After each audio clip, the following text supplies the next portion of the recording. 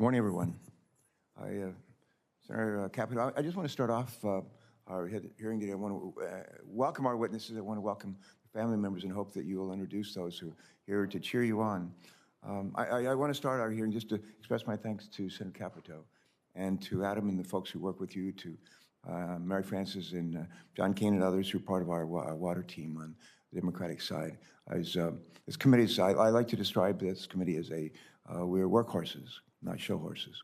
And I think we showed that in spades a couple of weeks ago on the floor of the United States Senate, to be able to report out the first major infrastructure legislation or water bill on an 89-2 vote was a source of great pride. I can't tell you how many people have said to me, and I'm sure they have to you, Senator Capito, how many of our colleagues have said it was like the Senate of old. It was like, people got to offer their amendments, but they also had the opportunity to share their amendments with us, and we could make them part of a manager's amendment.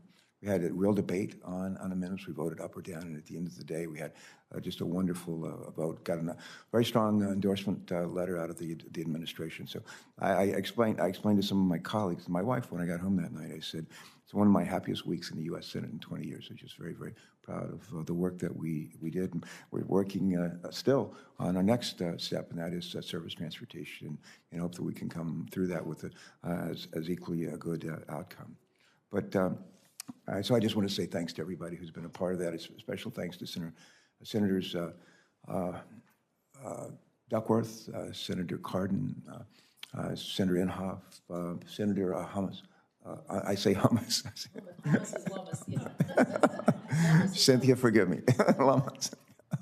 That's a great name. Well, they're both great names. But thank you all for your good work and the work of your staff. So. Anyway, happy to see this. So one of them looks pretty familiar, and the other two not. I really haven't had a chance to see, except maybe remotely. But we're pleased to welcome each of you outstanding nominees to fill critically important roles at the Environmental Protection Agency, and in one case within the Department of the Interior. Thank you for joining us today. We thank your family members for joining us today. And for those that might be joining us remotely, a big thank you to your family members who are willing to share you with all of us. Before getting to the particulars of our nominees, I want to take a moment to reflect on the issues that we as members of the Senate Committee on Environment and Public Works and our constituents back home are wrestling with to make these roles so critically important for each of us and for each of our states.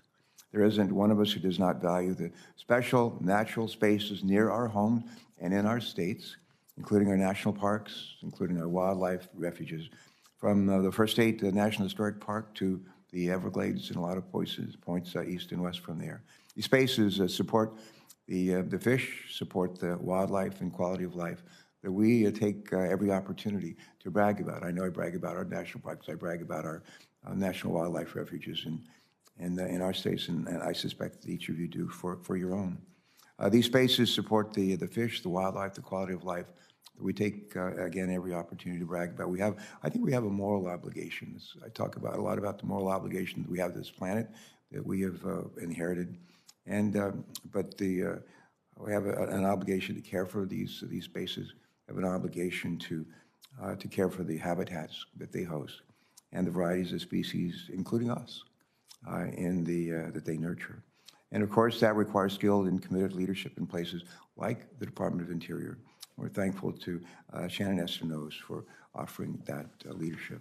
Water has played, as I said earlier, a significant role in each of our lives already this morning. I don't know about you, but we turned on the faucet at our home, brewed some coffee, took a shower, and with all the confidence that the water coming out of our spigots was clean, it was safe, whether because of lead or PFAS contaminants or other PFAS or other contaminants, or because they simply can't afford it.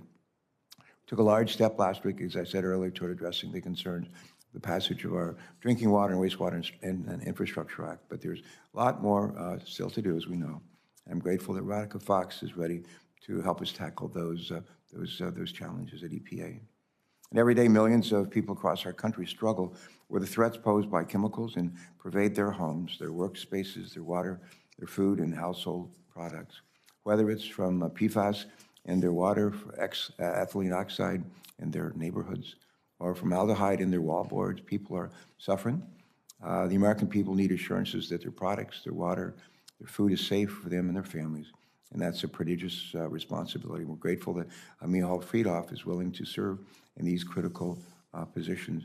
Michal, as some of you know, used to work with Eddie Markey, or actually I think he worked for her in the House for a long time, and maybe in the Senate as well. But we're just delighted that you have this opportunity to serve in a new capacity, and happy to welcome your daughters who are sitting over your left shoulder. I'm always amazed at people like me, raising 4 kids, helping to raise 4 kids, working a really hard job here with all of us, and somehow making it all work. So thank you. To the girls, I want to say, those that are here and those that are watching remotely, thank you for sharing your mom with all of us. Shannon Espinosa brings 24 years of conservation experience to the job, including as the Department of Interior's Director of Everglades Restoration Initiatives and Executive Director of the South Florida Ecosystem Restoration Task Force. Her work prompted Eric Eichenberg, Everglades Foundation CEO, to say of her nomination, this is a quote of Eric, they're bringing on an extraordinary woman who is committed to the natural resources and environment of this country, close quote. Radhika Fox brings to her prospective role as head of the EPA Water Office a deep understanding of water policy and the importance of making clean water accessible to all Americans, regardless of their income or regardless of their zip codes. She's found success in working with people across the spectrum. She, prompting, I think this is a quote from the Iowa Soybean Association, and I want to quote them. He said, Ms. Fox understands how water management issues are interwoven with the fabric of rural and urban communities, and that farmers must be part of the team and beneficiaries of this work. This integration is key for making real and long-lasting progress on protecting and improving water in the 21st century, close quote. And again, that was a quote from the Iowa Soybean Association. And last but certainly not least, Michal, someone well known to us at EPA. And I've already spoken about her, and rather than embarrass her further, I think we'll just cut to the chase, and let me just say that we're lucky to have someone who has her profound understanding of chemicals oversight, and management policy.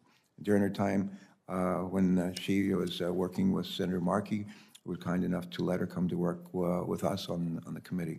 She's played a key role in helping convert a highly divisive bill to reform the Toxic Substance Control Act, better known as TSCA, into a package that gained broad bipartisan support throughout the Congress. It was initially championed by Frank Lautenberg, as I recall, and later by Tom Udall and by David Vitter, and an unlikely partnership, but one that was successful, and Michal deserves a lot of credit for getting us to the finish line. And that kind of knowledge-based, thoughtful, and inclusive engagement that we so sorely need as head of the Chemical Safety Office at EPA.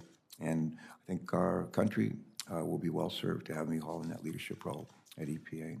So I want to thank all of you again for your willingness to share your wisdom, your expertise, your inclusive instincts with our nation. With that, I'm happy to recognize the Ranking Member, Senator Capito, for her opening statement. Senator Capito.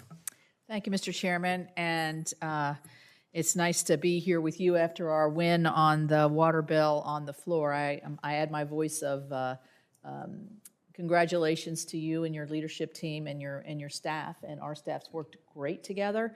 And somebody asked me, like, how did you do that? And I said, well, we listened to our committee and we listened to our witnesses, and we wrote a bill that tried to accommodate as much as we could the varying views. And so I think in a place where there's a lot of talking, maybe listening is the better key to getting things done. So you're a great listener, and I appreciate being a part of your committee. So thank you for What did you say? What'd you say? Yeah. I also do want to thank the staff because, as you know, Sometimes my wife says, excuse me, she says, you just don't listen enough. So I'm going to tell her what you said. Thank you. I can't help you with that. But I can say, I look out over here and I see 3 very talented women, and I'm very proud of the fact that, and with your beautiful daughters here, we get to see more and more women taking the helm of the leadership positions in the highest levels of our government. So congratulations to the President for nominating 3 strong women and having them in front of our committee today. We're going to look at another core function of our committee. Not only and then I want to add a caveat that we're working hard to do the same thing with surface transportation that we were able to do with water. It's a heavier lift, we're finding, but we're working hard together to reach that point at which we can bring something to not just our committee, but to the full Senate as well. So we're gathering today to do the consideration and oversight of the president's nominees. And you all have a wealth of experience in your respective fields, and the chairman went over that. Unlike unlike the past nominees who have appeared before us this year, all three of you of the nominees today are already in place at the agencies on which you're nominated to serve.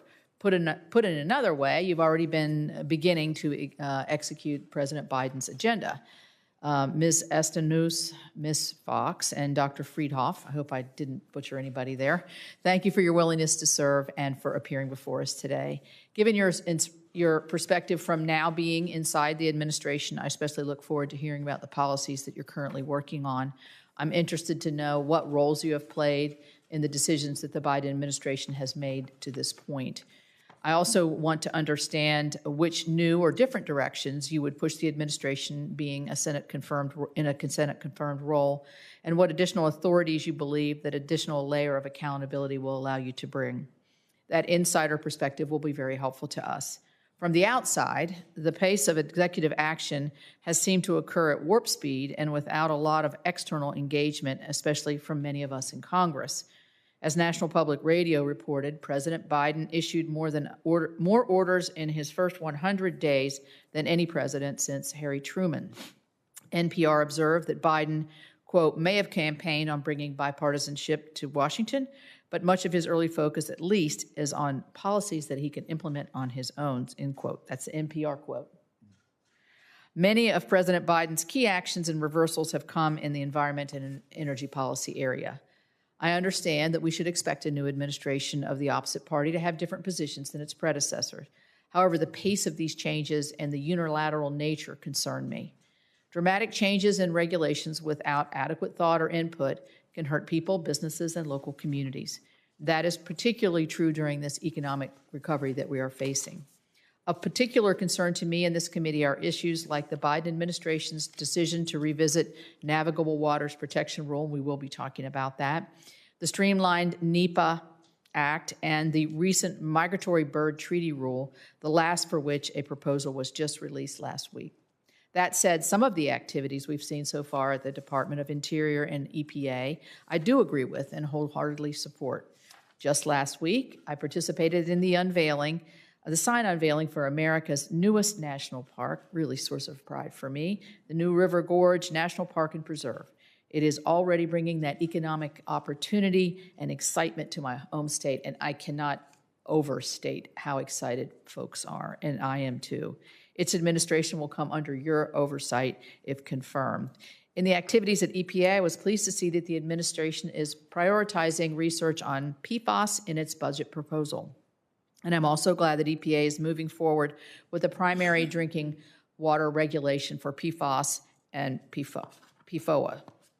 If confirmed in the Office of Water, Ms. Fox will take the lead on that, and we already talked about that on our Zoom call. Dr. Friedhoff, I know you have a wealth of experience, and I believe we've actually been in the same room talking about PFAS together in your former role, dealing with PFAS and other bioaccumulative chemicals for your years of service, including to our chairman, Chairman Carper. I look forward to hearing how the Office of Chemical Safety and Pollution Prevention also plans to address PFAS. I hope we can use this hearing to discuss both my points of concern and, equally important, our areas of agreement. Thank you, Chairman Carper, for holding today's hearing, and I turn it back to you. Thanks so much, Sue. When you said the words on New River Gorge, it brought a smile to my face. As a little boy, I learned to fish there with my dad and my grandfather. What a beautiful place. All right, thanks, Senator Capito. Now, I want to introduce our nominees. I think Senator Markey is going to help me a little bit with one of them. But first, Shannon Estenose, Principal Deputy Assistant Secretary for Fish and Wildlife and Parks for the Department of Interior. Before that, Shannon served as Chief Operating Officer and Vice President of Policy for the Everglades Foundation.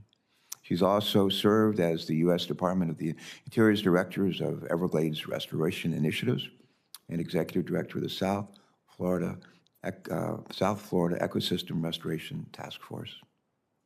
Her previous professional roles also included Executive Director of the Environmental and Land Use Law Center, and Everglades Program Director of the World Wildlife Fund, Suncoast Regional Director of the National Parks Conservation Association, and 3 terms as the National Co-Chair of the Everglades Coalition. Shannon's public service includes appointments to Florida's Governor Lawton Charles, with whom I had the privilege of serving as governor. His commission, Lawton's commission for Sustainable South Florida. Governor Jeb Bush commissioned for the Everglades. The governing board of the South Florida Water Management District and Water Resources Advisory Commission, and the Broward Water Resources Task Force. That's a pretty impressive list, and we welcome you here today. I'm going to ask you to go ahead and share your testimony with us, and then I'll introduce Ms. Fox. Go ahead, please. Thank you, Shannon. And just turn on your mic. Thank you, Chairman Carper, Ranking Member Capito, and members of the Environment and Public... Mr. Chairman. Go ahead, Mr. Markey.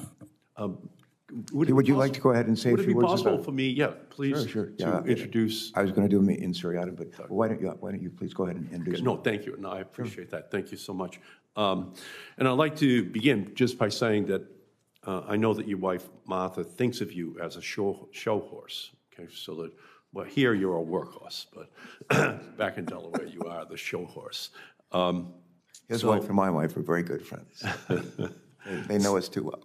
So I thank you, Chairman Copper and Ranking Member Capito, for the opportunity to introduce Michal Friedhoff before the committee today. And it is wonderful that 2 of her 4 children are here with us, the twins, her oldest daughters, Zahava and Rena. By nominating Dr. Friedhoff to serve as the EPA Assistant Administrator for Chemical Safety and Pollution Protection, President Biden is tapping an incredible scientific mind, a tenacious fighter for the public interest, and a brilliant policymaker who has made a career out of bipartisan solutions. With all due respect to Senator Inhofe of Oklahoma, with whom we disagree on climate issues, so I have to give credit where credit is due, because it was Dr. Friedhoff working with Senator Inhofe's staff who got us to work together and pass numerous pieces of bipartisan legislation on brownfields, on chemical safety, in the interest of consumers and our communities. In my opinion, there is truly no better candidate than Michal Friedhoff for this very important job. Dr. Friedhoff began her career in Congress in 1996 as a science fellow in my office in the House of Representatives. I couldn't have been too bad of a boss, because it began an incredible 20-plus years of work in Congress, including more than a decade of working with me in the House and the Senate from 1996 all the way up until 2017. Congressional staffers and scientists reach a point in their careers where they have to pick whether to know a little about a lot or a lot about a little. Michal is the rare blend of the two who knows a lot about a lot of things. She truly is a congressional expert. From her successful work strengthening fuel economy standards and ensuring DOE whistleblower protections, to raising the alarm about chemical dispersants used during the BP oil spill, to investigating nuclear safety, she has used her keen intelligence and scientific training as a chemist to draft and pass the best policy. She also got me to sing about chemical safety and security in the Energy and Commerce Committee dais to the tune of "What a Wonderful World It Would Be." Yes, she got gas chlorine to rhyme with water clean. So her talents truly know no limits. She really does know how to get things done. Michal was absolutely instrumental to our bipartisan work in strengthening the Toxic Substances Control Act. She can tell you what almost every chemical abbreviation stands for, as well as what it would stand to do to our communities. For Dr. Friedhoff, the periodic table of elements is her alphabet. She fought for firefighters, for workers, for children's health, and for strong standards that provide certainty to businesses. During these negotiations, she worked to ensure EPA had enough funding from industry fees to assess and regulate chemicals, and that industry had deadlines for compliance with EPA regulations. She pushed so that regulations on the most dangerous chemicals are finished more quickly, and that if chemicals are found to be unsafe for groups like pregnant women, children, or workers, that EPA has to write regulations to protect those more vulnerable communities. She recognized that it is bipartisan commitment, married with consensus and give and take, that yield important, long-lasting legislation. She is now in a position to help implement that historic legislation, and our communities and families will be the healthier for it. I saw back in 1996 that there was a tremendous intellect and spirit in Mihal, and that excellence has only continued. For 20 years, she has served the public and Congress, making policies stronger and smarter at every turn.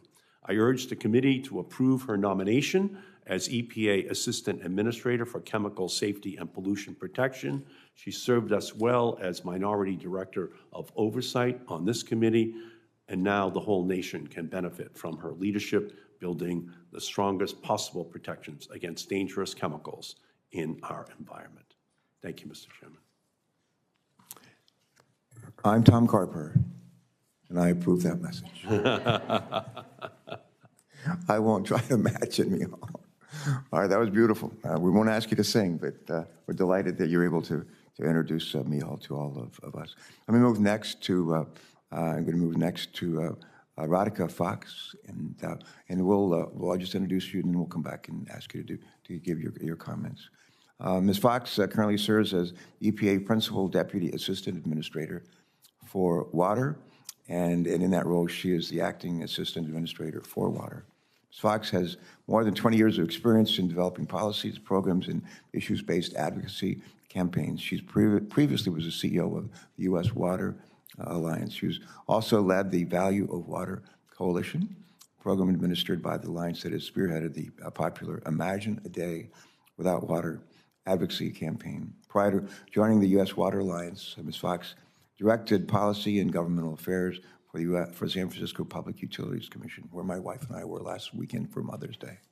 Ms. Fox holds a BA from Columbia University and a master's in city and regional planning from the University of California at Berkeley, where she has a HUD Community Development, where she was a HUD Community Development Fellow.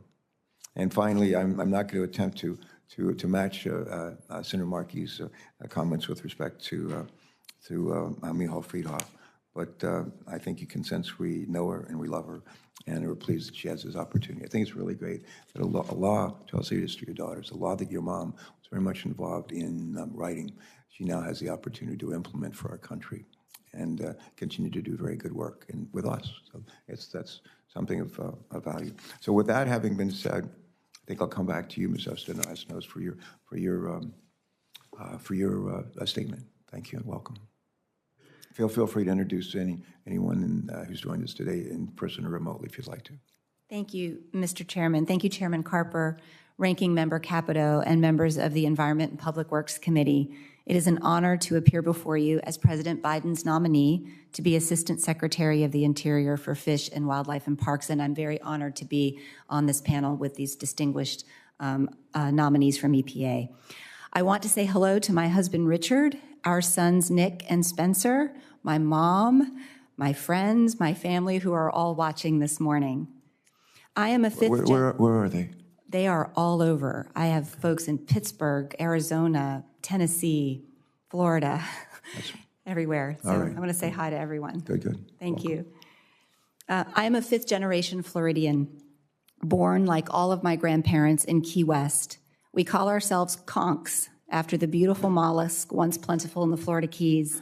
My father was a civil engineer, and for the first 10 years of my life, his career took us to oil platforms off the coast of Louisiana, the Tennessee Valley Authority in Knoxville, and the U.S. Army Corps of Engineers in Kansas City. Before my father passed away in 1979, we returned to Key West, where his last job was as an engineer for Monroe County, where he worked to replace the old 7-mile bridge perhaps the most famous section of the Overseas Highway. To grow up in Key West is to grow up on the water, swimming, fishing, snorkeling, boating. And whether you know it or not, the water and its wildlife shape you.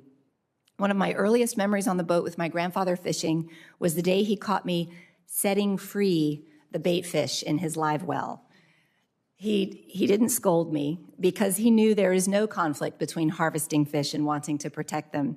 Because when your family has been in a place for many generations, there's an instinct to conserve that has nothing to do with science or regulations. It has to do with a connection to place and to a way of life. My own career path includes many echoes of my father's. I too pursued civil engineering. As a student, I returned to Eastern Tennessee to intern at Eastman Chemical Company. And of course, I dedicated 24 years of my career to an infrastructure modernization program led by the U.S. Army Corps of Engineers to restore the Everglades. I guess I never lost my childhood instinct to help fish and birds and mammals and people by helping to restore the land and ecosystem that sustain them all. My father was a bridge builder, and as part of my work on Everglades restoration, I was proud to play a part in building new bridges across the Everglades, and today water flows under those bridges into Everglades National Park. So I know that jobs, infrastructure, conservation, and restoration can and should go hand in hand. My work in the Everglades was ideal training for the role of Assistant Secretary for Fish, Wildlife, and Parks. I spent more than 2 decades in the trenches of collaborative conservation, land and ecosystem restoration, species recovery, water management, invasive species response, and national park stewardship. I spent 7 years at the Department of the Interior as its Director of Everglades Restoration, reporting directly to the position to which I have been nominated. I was a colleague and leader of the dedicated career staff in both bureaus that this Assistant Secretary manages. As a state official, I've been a customer of the Fish and Wildlife Service's regulatory programs, so I know firsthand what it's like to be a state trying to work with the federal government. As a stakeholder, I participated in the government's efforts to engage the public, and I have put in the hard work that it takes to build consensus and coalitions to get things done. I've been in my current role at Interior for 112 days, and every day I learn more about the fish and wildlife and parks issues facing your states and the nation. If I am confirmed, I will draw on my long state and federal experience as I work on issues such as water management and predator recovery in the West, protecting resources central to the cultural and economic well-being of tribes, combating invasive species, and collaborating on conservation of the sagebrush ecosystem. The National Park Service and the Fish and Wildlife Service play crucial roles in the challenges before us, recovering species and conserving habitat, supporting recreation and restoration jobs on public lands, and stewarding our most treasured landscapes and imperiled species through threats like wildfire and drought that are intensifying as a result of climate change. The Fish and Wildlife Service is on the front lines of wildlife disease, including preventing those diseases from spreading to humans. And the Park Service will play a key role in recommitting to our government-to-government relationship with tribal nations and telling the stories of all Americans. If I am confirmed, I will bring with me the tools that have served me best in my career: communication, transparency, and intellectual honesty. I will approach this role with a passion for collaboration and meeting big challenges in partnership. I look forward to celebrating together the results that we achieve together. I hope that today will be the first of many conversations with this committee. Thank you, and I look forward to answering your questions. Thank you very much. Did you say your mom was watching today? My mother is watching today, yes. And your dad passed away a number of years ago. He did when I was 11. I'm sure they're very proud of you. Thank you, Mr. Chairman. Yeah, and thank you very much for that statement. The position that you've been nominated for was held most recently by Rob Wallace. Yes, who's a good friend of many of us, and a good friend of John Barrasso's as well. I'll never forget at his confirmation hearing, he said these words. He talked about the bipartisan nature of this committee, the way that we work together, whether it's water, service, transportation, or other issues.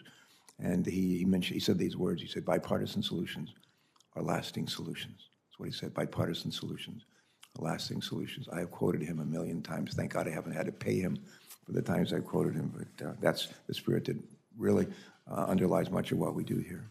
So thank you. Next is Radhika Fox. Love that name, Radhika Fox. And Ms. Fox, you're welcome to begin when you're ready. Thank you. Thank you, Chairman Carper, Ranking Member Capito, and members of the committee. I am humbled to be nominated by President Biden and honored to be considered by this esteemed committee for the position of Assistant Administrator for Water at the U.S. Environmental Protection Agency. I'm excited to engage with you today to hear about your water priorities and discuss how the Office of Water can support the communities that you so proudly represent. I want to acknowledge the family that's here with me today, my husband Jamie and my dad, Dr. K, as his patients call him, my brother Raghu and his wife Katie, and my kids Anjali and Krishna wanted to be here, but I said no skipping school. So my family is the American dream at work. I'm a first-generation American. My father and my mother grew up in rural India. My grandparents provided for their families as small farmers growing rice, lemons, and bananas. They relied on wells for their drinking water and pit latrines for their wastewater management. Everything I have accomplished is because I stand on the shoulders of my parents' hard work, and thank you for that, Dad. Today, I sit before you as the first woman of color, the first person of Asian American descent to be nominated to lead the EPA's Office of Water. Only in America could that happen in one generation. If confirmed, it would be my honor to serve the country where my parents' hopes and dreams took root and flourished. Senators, as you all know, water is the world's most precious resource. However, our nation's water systems are often invisible to most. The vast majority of Americans turn on the tap and safe water flows out. Used water goes down the drain and is treated before it's safely returned to the environment. Most people just don't think about the environmental policies, the funding and financing programs, the work of local water utilities, and the key role of states and tribes in providing these essential water services. It just works for most Americans, but not for all. During the Flint water crisis, Time magazine told the story of 2-year-old Sincere Smith, featured on the cover with a full body rash from bathing in the water. What Sincere and his family experienced should not be experienced by any child or any parent in this country. And that is really what brings me to this work. If confirmed, I will dedicate myself to ensuring that all people, regardless of their income, their zip code, or the color of their skin, will have access to clean and safe water. Prior to joining the EPA, I served as the CEO of the U.S. Water Alliance, where I championed consensus-based progress on complex water issues. I worked with water leaders all across the country, from rural hamlets to urban enclaves, from America's heartland to both coasts. I also worked at the San Francisco Public Utilities Commission, the public water agency that provides drinking water, wastewater, stormwater, and municipal power to 2.7 million people in the Bay Area. There, I learned what it takes to comply with the range of regulations promulgated by the Office of Water, and I also built practical knowledge on how to manage water systems, whether it's capital and budget planning, infrastructure project delivery, planning for drought and diversifying of water supplies, and managing through crises like wildfires.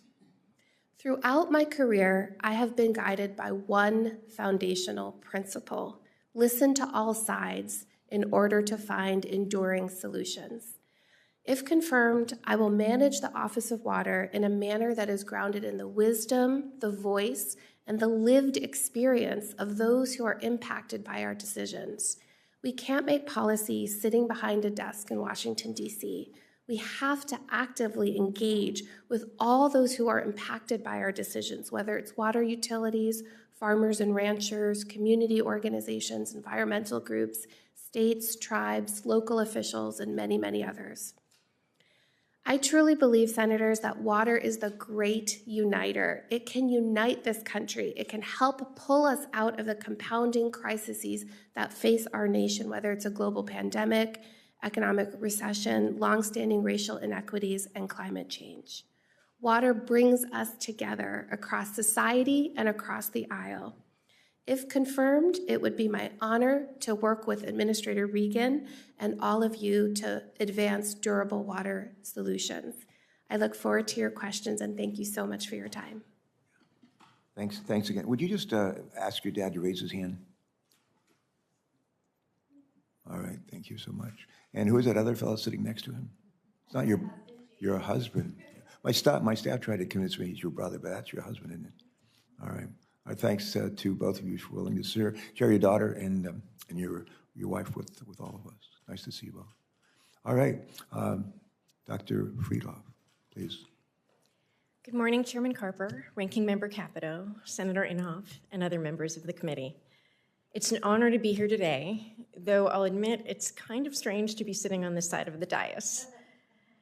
I'm fortunate to have what I think of as 3 honorary home state senators on this committee. Senator Cardin from my adopted home state of Maryland, Senator Markey, my first Capitol Hill boss, and for whom I worked for more than 15 years, and Chairman Carper, who gave me the opportunity to work on this committee staff for the last 4 years. Okay, you too. I'm joined here today by my daughters, Sahaba and Rena Van Leeuwen, who hopefully are not playing on their phones. Watching from home are my husband, Michael, my son, Sammy, and my daughter, Vivian. My late mother, Helen Friedhoff, and my 85-year-old father, Stephen, who is stuck behind a closed border in Canada, would have been here if they could have been. I moved to Washington the day after I defended my PhD in chemistry. Although I didn't even have a job lined up, I was drawn to working in government, knowing that I could use my scientific background to make a difference in people's lives. And during my time on Capitol Hill, I was remarkably fortunate to have had the rare opportunity to work with so many of you and your staffs to rewrite the Toxic Substances Control Act. And I certainly never imagined that I'd have this once-in-a-lifetime honor to be President Biden's nominee to lead the Office of Chemical Safety and Pollution Prevention at EPA and implement the law that we all worked so hard on. During my more than 2 decades working for the legislative branch, I believe I earned a reputation for being fair, approachable, substantive, and able to craft provisions and consensus by bringing people with disparate viewpoints together. Many provisions of this committee's unanimously supported PFAS legislation demonstrate the way I approach the legislative process. And some of these measures, like adding almost 200 PFAS to the toxics release inventory that Senators Capito, Gillibrand, and Carper co-authored, actually fall within the office that I would manage if confirmed. It's that spirit of collaboration that I would bring to this new role. I believe that we can and we must fulfill EPA's mission of protecting human health and the environment in a manner that includes input provided by a diverse set of stakeholders. And that applies to ensuring chemical safety under TSCA, to providing safe, effective tools for farmers to protect our food supply under FIFRA, and to working to incentivize more sustainable practices and products in our pollution prevention programs. If confirmed, one of the responsibilities that I most look forward to is implementing the Frank Lautenberg Chemical Safety for the 21st Century Act, TSCA. I consider that work to be a highlight of my career. And some combination of the complexity of the subject matter, the intense debate surrounding some of the issues, and the shared legislative battle scars made the bipartisan team of staff who spent months together as we worked to get it done among my most trusted colleagues and friends, today still. We took the time needed to understand each other's perspectives and made important compromises as we negotiated difficult and sometimes very divisive provisions of the bill, and that hard work produced a law that was supported almost unanimously.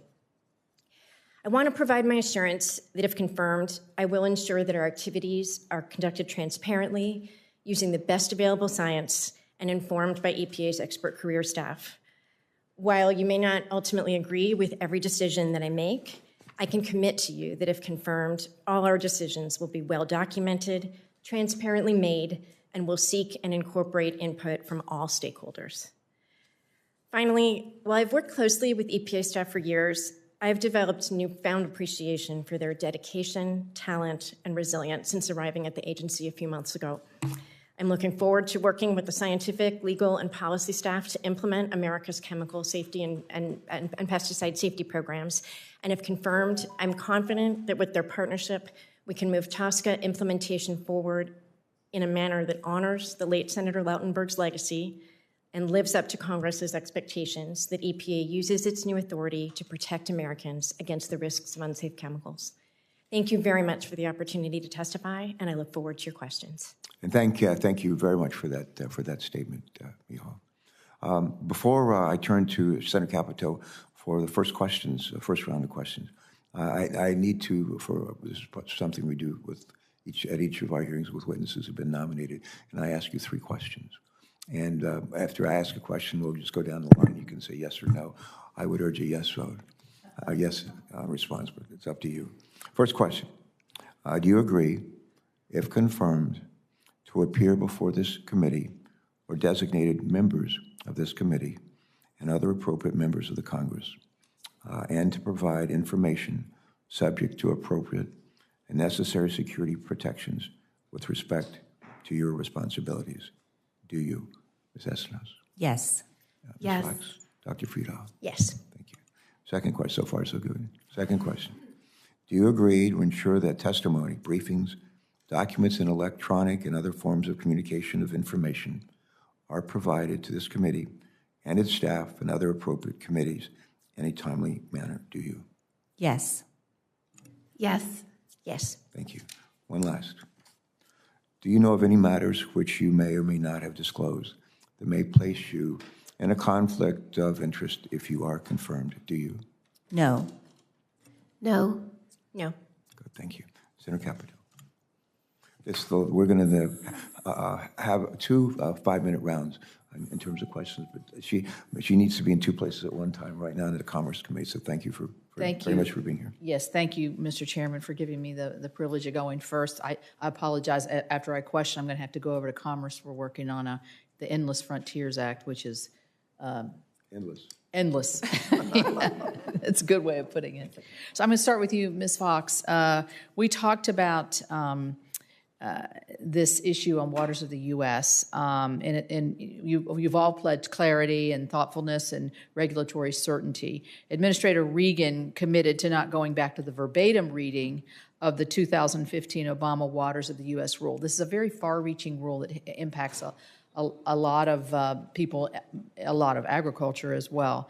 But he hasn't provided much detail on this. So I'm wondering, in your opinion, do you believe that the 2015 rule was overreaching? What would your plans be to ensure we do not return to that overreaching definition, which I obviously believe that it was?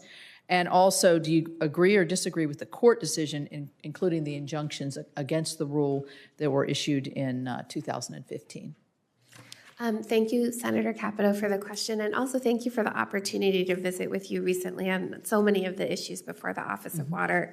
And I really look forward to accomplishing great things with you and your office if confirmed. So on the question of waters of the U.S., this is, of course, one of the most foundational components of the work before the Office of Water because it sets the foundation for how we protect our lakes, our rivers, our oceans, our wetlands.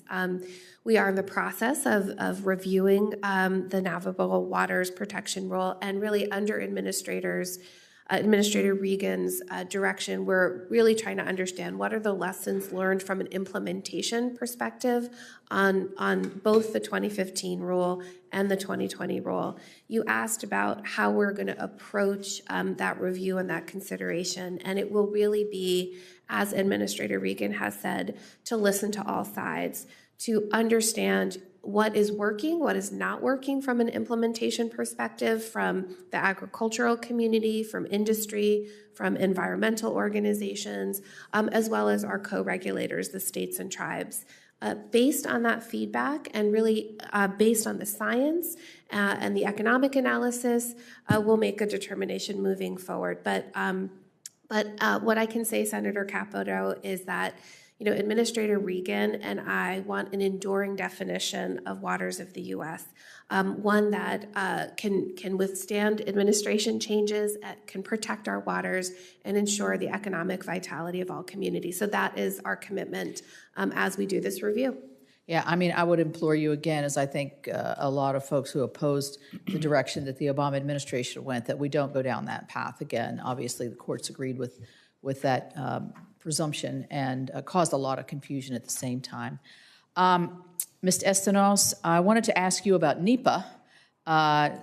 Just recently, Secretary Haaland signed a secretarial orders that directed the DOI to ignore and to not follow the common sense reforms to the implementation of NEPA. We hear about this from everybody in terms of how long it takes to get things approved, how long the process is, how lengthy and expensive it is, and we still are having issues. So did you play any role in advising the Secretary in the NEPA implementation decision? And are there elements of the Trump administration's NEPA reforms that you could support? Thank So you. the first question is, did you play any role in them? Thank you, Senator Capito. I was not directly involved in the development of the NEPA recommendations, but as part of the DOI leadership team during these first 112 days, I paid close attention. Obviously, the two bureaus that I've been managing, this is a very important issue for them. I think the Secretary's goal here is to make sure that our environmental reviews are thorough, but also timely and efficient. And I think it's very important that that balance be struck. We are reviewing the procedures and policies the previous administration had in place, and the elements of it that work, I fully expect that we will continue those and refine those that need to be refined to achieve the right balance between thoroughness and timeliness. In my career, I have been on all sides of NEPA, so I've been a customer of waiting for a NEPA to be finished, and then I've been involved in the development of them. So I'm sensitive to how long those analyses can take. But again, I think it's finding that right balance between making sure that they're thorough. It's an important bedrock of the way that government implements programs and projects, and then doing it in a way that's efficient and transparent and accessible to those to the public and to sort of our customer base for projects and programs. As we look to the big surface transportation bill that we're working on, this is obviously a critical aspect of this, and I would encourage you to take that practical experience that you bring in terms of length and time without skirting any environmental regulations into consideration. And just lastly, I would ask you... You're welcome to spend. You don't have to take another. Oh, thanks. Thank you. The new national park in West Virginia, since you'll have oversight over the National Guards, I just wanted to get our national parks get a reassurance. Number one, that you would come and visit our brand new where he learned to fish with his father and grandfather, and a really special place. So a commitment that new park will be able to get the infrastructure that's needed with the increased visitorship that we're already seeing. Senator, let me say that my husband, and our two, at the time, very young children spent a magical summer vacation at New River Gorge, one of the most magnificent places in our country. And for a Florida girl, where we measure topography in inches, it was really a staggering and profoundly impactful experience for me. It is really one of my favorite places. And so you can count on me if I am confirmed to make sure that the National Park Service has what they need to make the most of that. And I want to congratulate you and Senator Manchin on that. Well, we'll have to clip that and put that out around the country. That's a great advertisement for a beautiful spot. Yes. So last question, Dr. Friedhoff, on the PFAS issue. You know that this is something that I'm deeply committed to, and you mentioned in your opening statement. Do you feel like there is a scientific gap between the tools that EPA needs to decide whether or not to regulate? I mean, it seems like it's taken so long in some ways. Is that because there's a gap in tools and a gap of certifiable data that can be used to move forward? Thanks very much for that question, Senator. I know how important the issue is to you and to so many members of the committee as well. And I know that there is sometimes a disconnect between the urgency that people expect the agency to be able to act with and the urgency that we actually act on. And part of the reason for that are the research gaps that you're talking about. You know, one of the provisions that was in this committee's PFAS legislation was language directing EPA's Office of Research and Development to come up with a way to prioritize PFAS so that the agency will be able to focus its research and monitoring efforts a little bit more strategically. And in my office, if I'm confirmed, there's a few different efforts that we've been working on that will help complement that. So first is the toxic release inventory language that you co-authored, which will give us information about which PFAS are still being released into the environment. A second is a proposed rule that is at OMB that will require manufacturers who made PFAS to tell us what they made, how much they made, and what it was used for. And that will give us a snapshot of what's in commerce, and that will also be able to inform our research efforts and monitoring and regulatory efforts as well. And then finally, just a couple of weeks ago, we announced a policy that is designed to prevent unsafe new PFAS from entering commerce, and that'll prevent future problems that will cause us to play catch up again as well. I appreciate that. Thank you so much. Yep, Got to see you. run. Yeah, you bet. Thanks for being here, and we'll see you later. A question let me start my questioning, if I could, with Ms. Fox. And Ms. Fox have confirmed, what will you do to make sure we have affordable, clean, and safe drinking and wastewater for all Americans? Thank you, Senator Carper. I think first, I would make sure that the Office of Water is implementing the range of water infrastructure funding and financing programs that this committee has taken so much leadership on developing. I would also focus on strengthening and supporting the capacity of our states and our tribes because they are often the ones that are working with local communities and getting these resources delivered. I also think that we have an opportunity to do more on affordability. I know this is an issue that's very important to you and other members of the committee, that as we make these infrastructure investments, we have to do them in a way that makes them continue to be affordable both to individual families, but also that there's affordability at the utility scale. I think a third priority will really be around PFAS and emerging contaminants. And I think, as Michal just said, we have so much exciting work happening at the EPA right now. And I was really proud, actually, just a couple of weeks ago to be asked by Administrator Regan to co-chair a new PFAS Executive Council, and I think that is going to be important as we think about making sure our clean water that water is clean for all families. All right, thank you. My second question is for Dr. Friedhoff. And Dr. Friedhoff, first of all, let me just say how I'm very pleased that you received support from former EPA administrators, both Democrat and Republican, who have led the Office of Chemical Safety and Pollution Prevention before you. And I'd like to ask unanimous consent to enter into the record a letter from no less than 7 former directors or administrators of the Office of Chemical Safety and Pollution Prevention, urging your confirmation. One area I'm not hearing any objection, so ordered. One area I'm really interested, and I suspect many of us are, hearing from you on is how EPA implements and plans to implement TSCA, Toxic Substance Control Act, to protect American workers. We've heard from environmental groups that they are unhappy with the way EPA assumed workers would always be wearing protective gear. And we've heard from companies that they are unhappy that EPA made unrealistic assumptions about risks to workers. And with that in mind, would you tell us how you think the worker safety concerns should be addressed? Thanks very much for that question, Chairman. I've heard a lot from environmental organizations and industry as well. And as you know, the last administration finalized the first 10 risk evaluations under TSCA.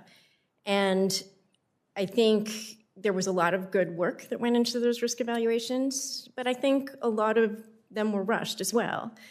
But I also know that the career scientists at EPA really moved heaven and earth to get them done.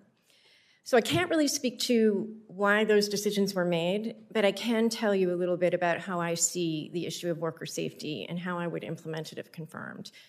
So first of all, if our scientific risk evaluations find that a chemical burns your hand, but gloves solve that problem, then our chemical safety rule is just going to say you have to wear gloves. And same for OSHA. If the chemical safety risk evaluation finds that a risk that we identified can be solved by complying with OSHA regulations, then our rule is just going to say, follow OSHA rules. So second thing I'd say is that industry clearly feels like it has a lot of information that the agency needs to make our decisions. And I've met with industry a number of times now, and I really just want to say that I welcome their input. And if they show us that something that they're currently doing to protect workers is enough to address the risk, then our rule is just going to say, keep on doing what you're doing. And the third thing I would say is that I think the agency could do a better job with risk communication. The law tells us that we have to look at potentially exposed and susceptible subpopulations, and of course that includes workers. But saying that a risk exists to workers in the absence of protections doesn't mean the protections are absent at chemical companies all over this country. And I think that we will do better in the future to provide context that is important for everyone to understand in the future. My time has expired. How's that? Pretty well. Senator Inhofe, you're next. And according to my list here, Jim, Senator Whitehouse is going to be joining us next by WebEx. I see we've been joined by Senator Kramer. Senator Markey was here. He may come back, and my guess is he will. And we're looking for Senator Kelly and Senator Padilla as well. So, Senator Inhofe. Senator Cardin's on WebEx. Senator Cardin on WebEx. Good. Thank you. Okay. Well, thank you, Mr. Chairman. I do have a question for each one of the witnesses, and I'm looking forward to this. I've had a chance to visit with some, and let's start off with you, Ms. Fox. The WOTUS rule that was in place prior to the last administration was one that we had a real concern with out in Oklahoma, and that was primarily that we had the idea that the state regulation of the water was working very well in our state of Oklahoma, and there is a fear that with the regulation coming from Washington, that even out, we're a pretty rare arid state. You get out in the panhandle of Oklahoma, it doesn't get a lot drier than that. And they're saying that they felt that under the federal rules that'd probably end up being a wetland and it'd be over-regulated. So I'd just like to know the specific on the rules that Trump replaced WOTUS with. What specific things about that do you find to be objectionable, if any?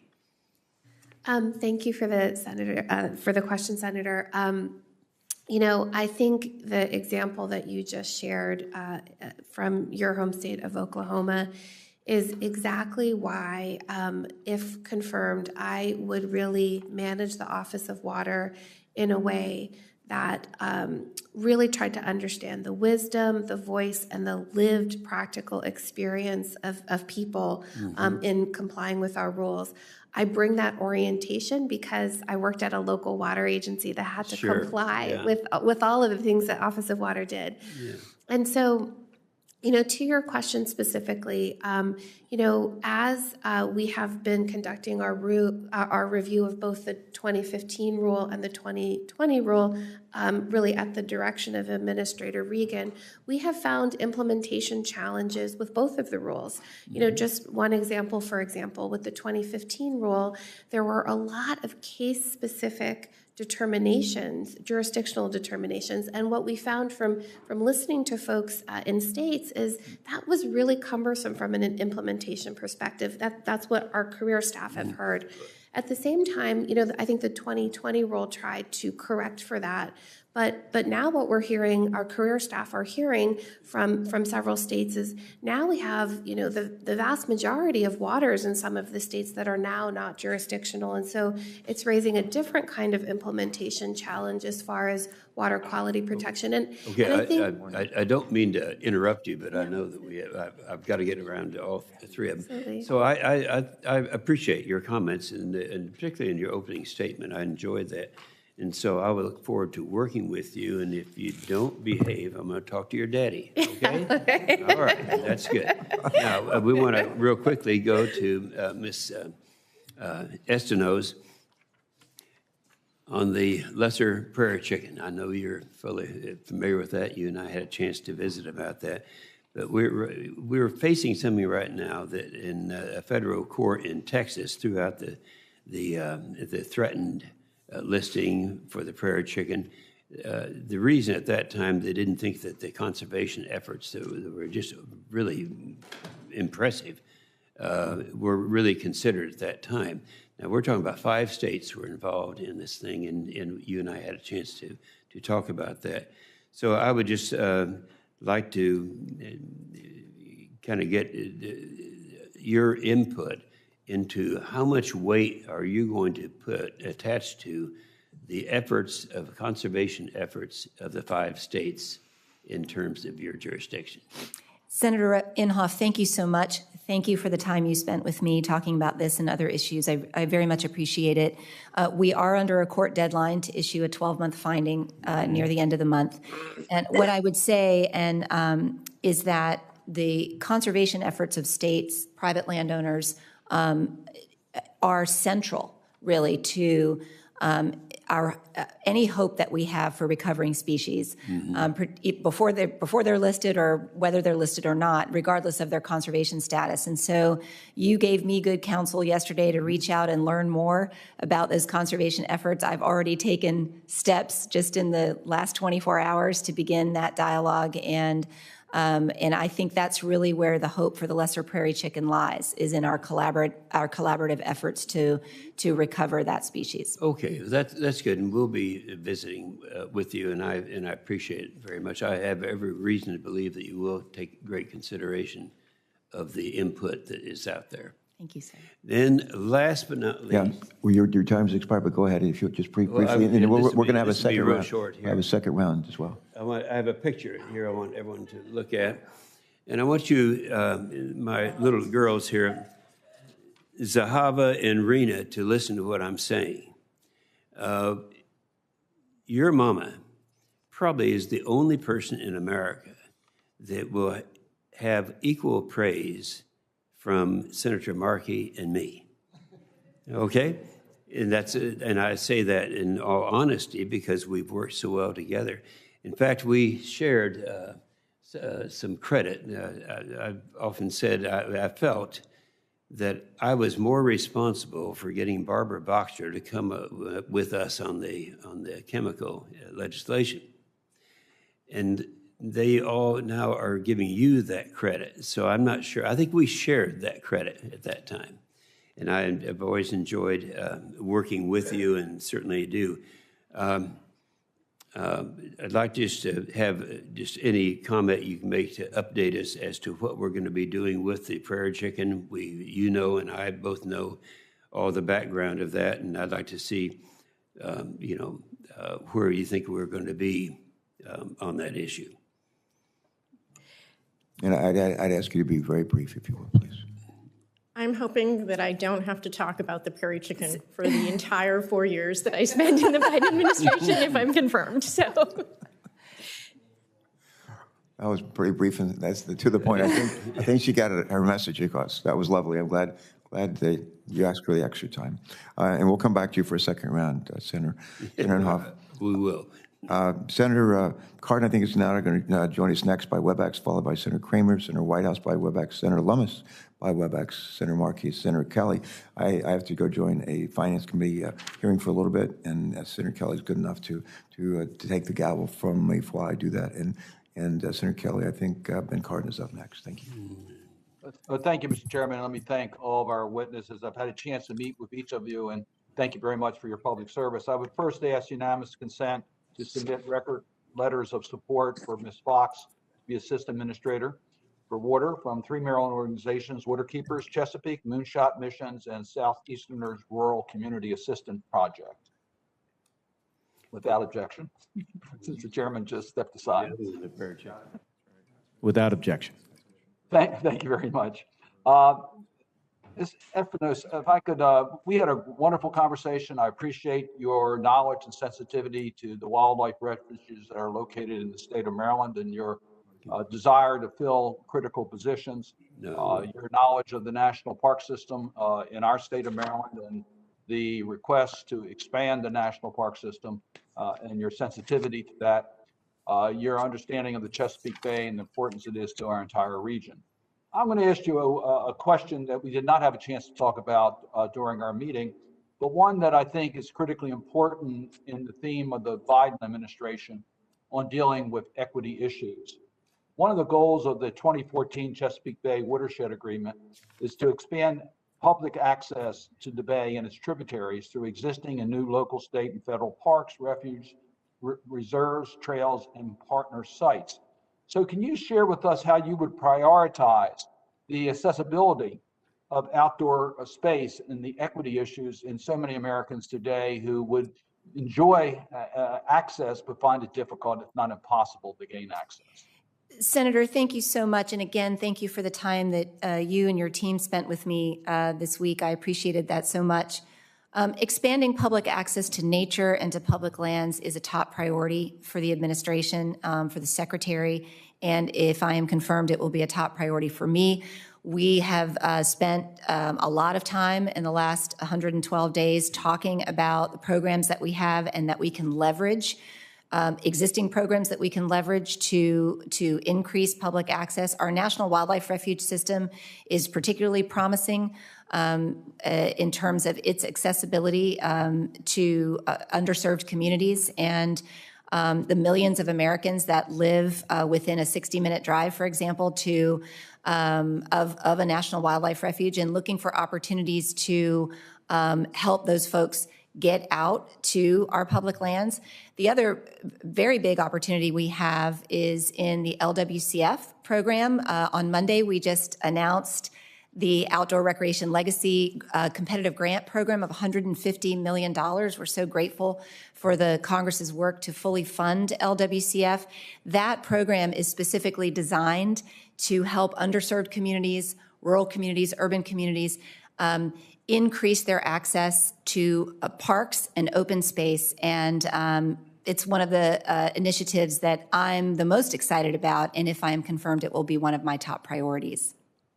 Well, I look forward to working with you on those issues because I think it is an area that we can make significant progress and we get greater support for the programs of our national parks and our refuges and just conservation. Ms. Fox, I want to ask you one question. We had a chance also to talk about the resiliency and stabilization funds that were approved by the Senate and the affordability issue. And I want to just, if I might, talk about water affordability. It's extremely challenging for the ratepayers to have to deal with what is necessary for clean, safe drinking water. And Senator Wicker and I have put into the bill that was passed by the Senate a pilot program on water affordability that would be implemented by the EPA. It would be a new program for you all to implement. Can you just tell us your willingness to take on this responsibility if we get you the resources and authority? Yes, thank you, Senator Cardin, for the question and for the opportunity to visit with you earlier this week. Absolutely. If confirmed, and water affordability would be a top priority for me. Senator Cardin, as we talked about earlier this week, I have a long track record of working on water affordability issues because I really view affordability as the flip side of the coin of making infrastructure investments. And what I saw working at a local water agency is we were always balancing affordability with the timing, phasing, and sequencing of our infrastructure projects. We would absolutely work at the EPA Office of Water to design and quickly implement the affordability pilot program that is in the water infrastructure bill that this committee led the development of. I would draw on my experience having helped communities around the country in the design of their water affordability programs. One of the things that I did when I was at the U.S. Water Alliance was to establish something called the Water Equity Network, working with over 20 cities around the country on these very issues. Finally, one of the things that we have just started over the last month at the Office of Water is a water affordability learning exchange. And what we're doing with that learning exchange is really creating an informal ad hoc mechanism for for our team, the career leadership in the Office of Water, to regularly engage with equity and environmental justice organizations who are working on affordability issues, the water associations that represent both rural and urban water utilities, to really find lots and lots of common ground on water affordability. So you would have my absolute commitment, Senator Cardin. Thank you for the question. Thank you very much. Thank you, Mr. Chairman. Mr. Chairman, for a point of clarification, in my haste to try to get everything done, I didn't get around to the real question I was going to talk to you about, Ms. Friedman, so I would do that for the record, okay? Absolutely. You bet. Thank you. Senator Kramer is recognized for 5 minutes. Thank you, Senator Kelly. Thank you to all of the witnesses for being here. Ms. Estenos, I'm from North Dakota, and we're a big prairie pothole state, cotos and prairies everywhere. One of the reasons we have so many potholes and so many wetlands is because, unlike many of the other prairie pothole region states, our farmers didn't drain when everybody else was draining. Consequently, they've been punished for their good behavior on a regular basis by, I'm sure, well-intentioned bureaucrats over the years. One of the, and there are a number of programs, but one of the programs that I've been the most frustrated with, and that would be under your jurisdiction should you be confirmed, of course, is the waterfall production areas. And those are the easements pre-1976 that fathers and grandfathers and grandparents signed in difficult times with unclear maps and not very good definitions. And I brought an example of what I think is has been a real abuse with the Fish and Wildlife Service, and I've been very frustrated. There's been some work done that's beneficial, like new mapping. It's been very delayed, but it's getting better. The old maps are like on a napkin or on an envelope, drawn with a pencil. I'm only exaggerating slightly. Of course, we have better technology today. But here's one of the frustrations that I want to point to in this map. And we've got copies for you as well in case you don't get a good view of this. But this is literally a picture of land that I visited last year with the Director of Fish and Wildlife Service. And this is an area that has a water production area easement on it. And one of the definitions for the easement from pre-1976, in some of the language of the grant of the easement, it says, quote, protects large bodies of surface water, including lakes and ponds. Now, I'm not a hydrologist, but I'm pretty sure I can see where the lakes and ponds are. Can you see where there are lakes and ponds on this? Yeah, those would be wetlands in the easement. Now, here's the frustration. I'm going to replace this picture with the map that came from the Fish and Wildlife Service identifying the wetlands for the easement, contemporary. To give you some, we're going to flip that up so that we can get it in the right direction. In the upper right-hand corner is that same large lake. And as you can see, it's not assessed any acres for the easement. Now, why would that be? Well, the reason for that is, in my view, is because there's a cap of acres for the easement, and whoever decided that wasn't a wetland decided that this 0.15 spot down there is a wetland. This dry spot of 0.14 acres is a wetland. This dry spot of 0.49 acres is a wetland. All added up so that the dry land can be considered water for the easement and not attribute any of the real water to the easement. This is called taking. This is called taking, and it's been legal theft, in my view, by the Fish and Wildlife Service. As I said, we've made some progress, at least in the mapping side, and we think we've made some progress on the administrative side through an appeals process. And so our farmers, our landowners have gotten their new maps, and not all of them are done yet, even though they were promised. This COVID thing happened, and a lot of people didn't work for a long time. But at the same time, their appeals have fallen on deaf ears. Not a single substantive appeal has been granted, not one, including this, especially one that got to the direct, not a single director's appeal. Now, I'm talking about the previous administration. I am hopeful that you, if confirmed, and the others, and the Fish and Wildlife Service Director, when that person's nominated and confirmed, will take the time to come out and hear frustrated farmers one more time, who I'll have to beg to get there because they have no faith that the government's going to look out for them. But this is what helps get to 12% conservation, folks. We haven't even talked about WOTUS. We'll do that later. But this is what gets to 12%. It's taking a bunch of dry land and calling it a wetland and ignoring the wetland.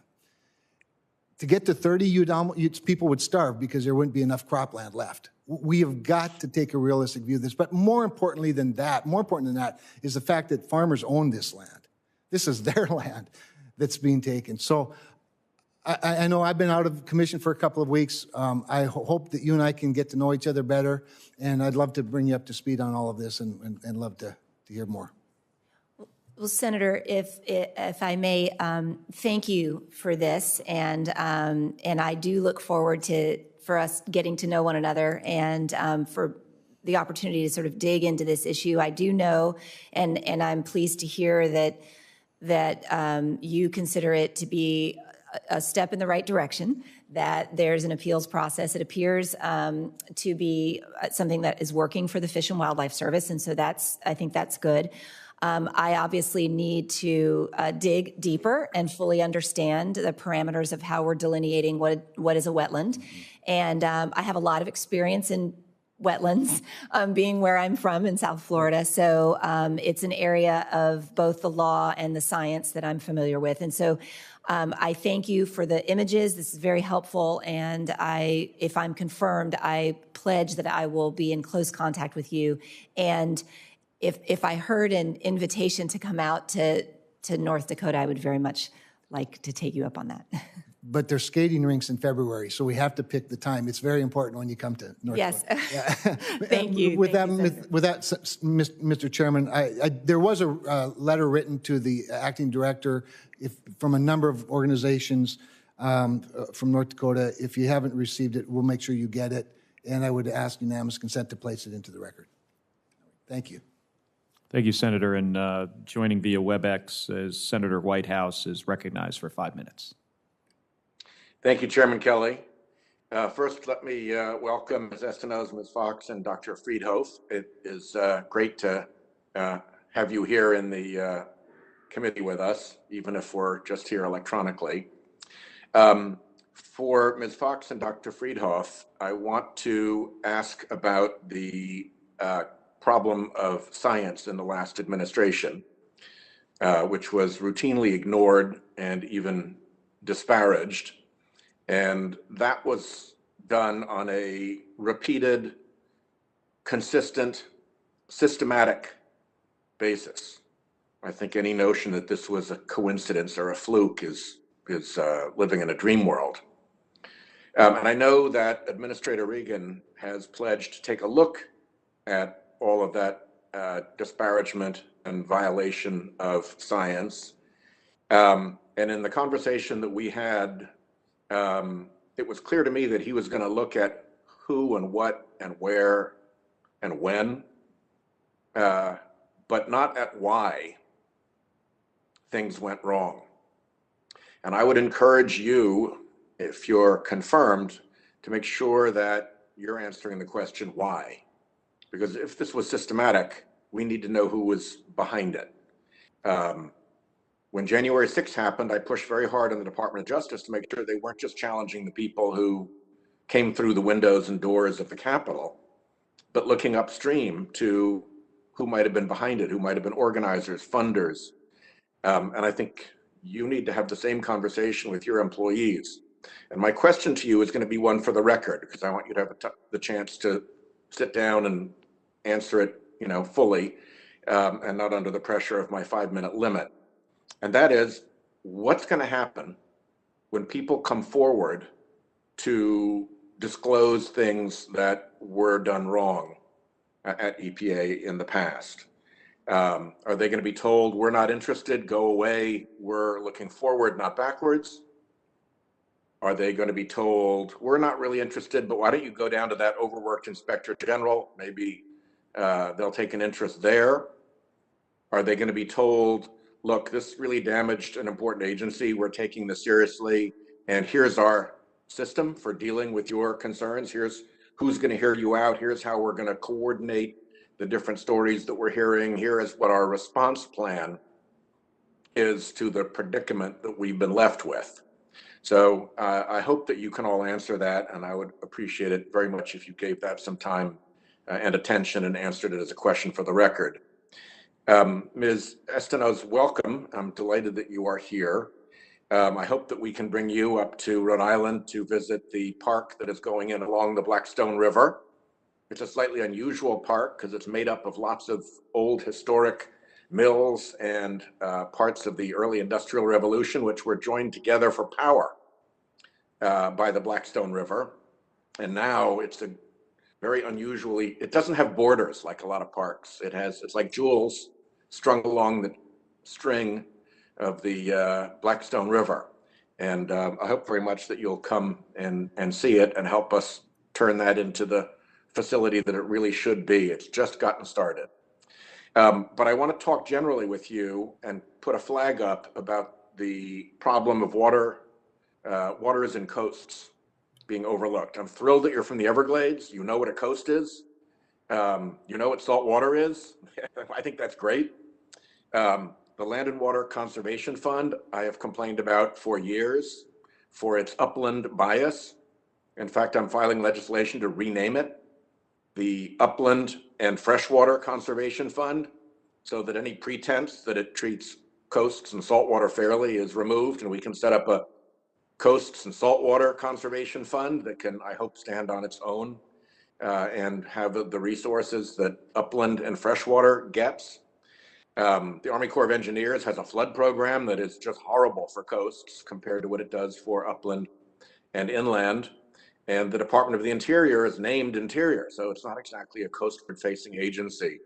So, you know, our coasts are seeing unprecedented hazards from sea level rise, from warming of the seas, from upheaval in the biota and the fisheries, and from really catastrophic storm risk. Rhode Island is right in the target area for that as a very coastal ocean state. So I just hope that as you go about your responsibilities, you will make sure that this long tradition of overlooking oceans and coasts gets whittled back.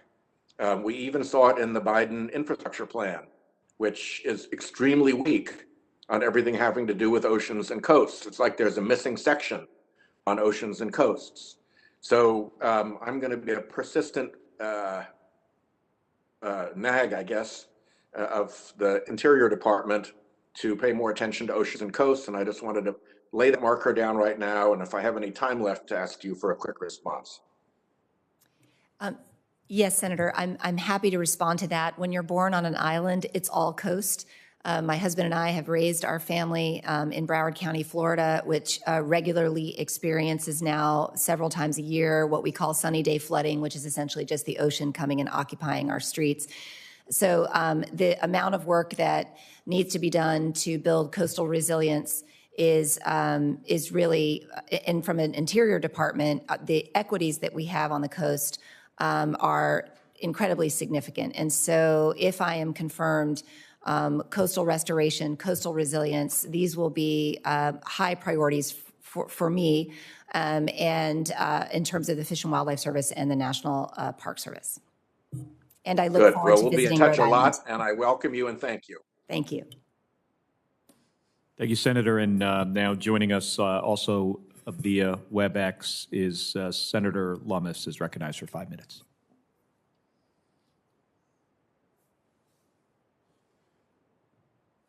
Okay, thank you very much. Ms. Estenos, you have an impressive career. It's very nice to meet you by Zoom. You are, I take note of a statement in your testimony where you said, as a state official, I was a customer of Fish and Wildlife Service regulatory programs and know firsthand what it is like to be in the shoes of states trying to work with the federal government. In your view, what is the role of states in the context of the Endangered Species Act?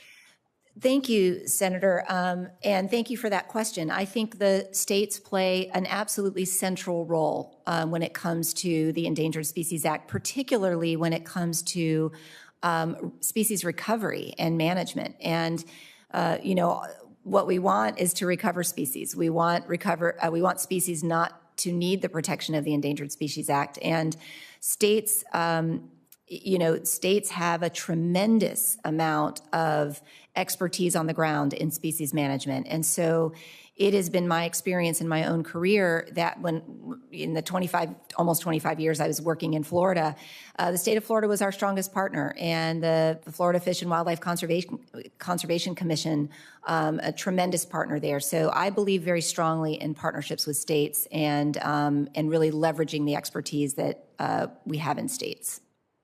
Well, I'm delighted to hear you say that, because one of the great success stories of the Endangered Species Act since it was enacted is grizzly bears in the greater Yellowstone ecosystem. The U.S. Fish and Wildlife Service in the Bush administration, the Obama administration, and the Trump administrations all agreed that the greater Yellowstone ecosystem grizzly bear population has recovered and should be delisted.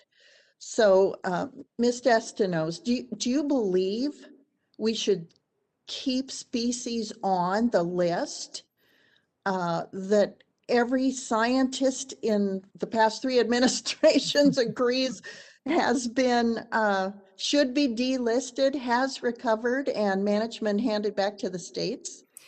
Thank you, Senator. And I believe when species meet the definition of delisting or downlisting, then we should delist and downlist. The greater Yellowstone ecosystem grizzly population is doing very, very well. The grizzly is listed as an entire lower 48 population. But I want to say something specifically, if I may, about predator recovery in particular.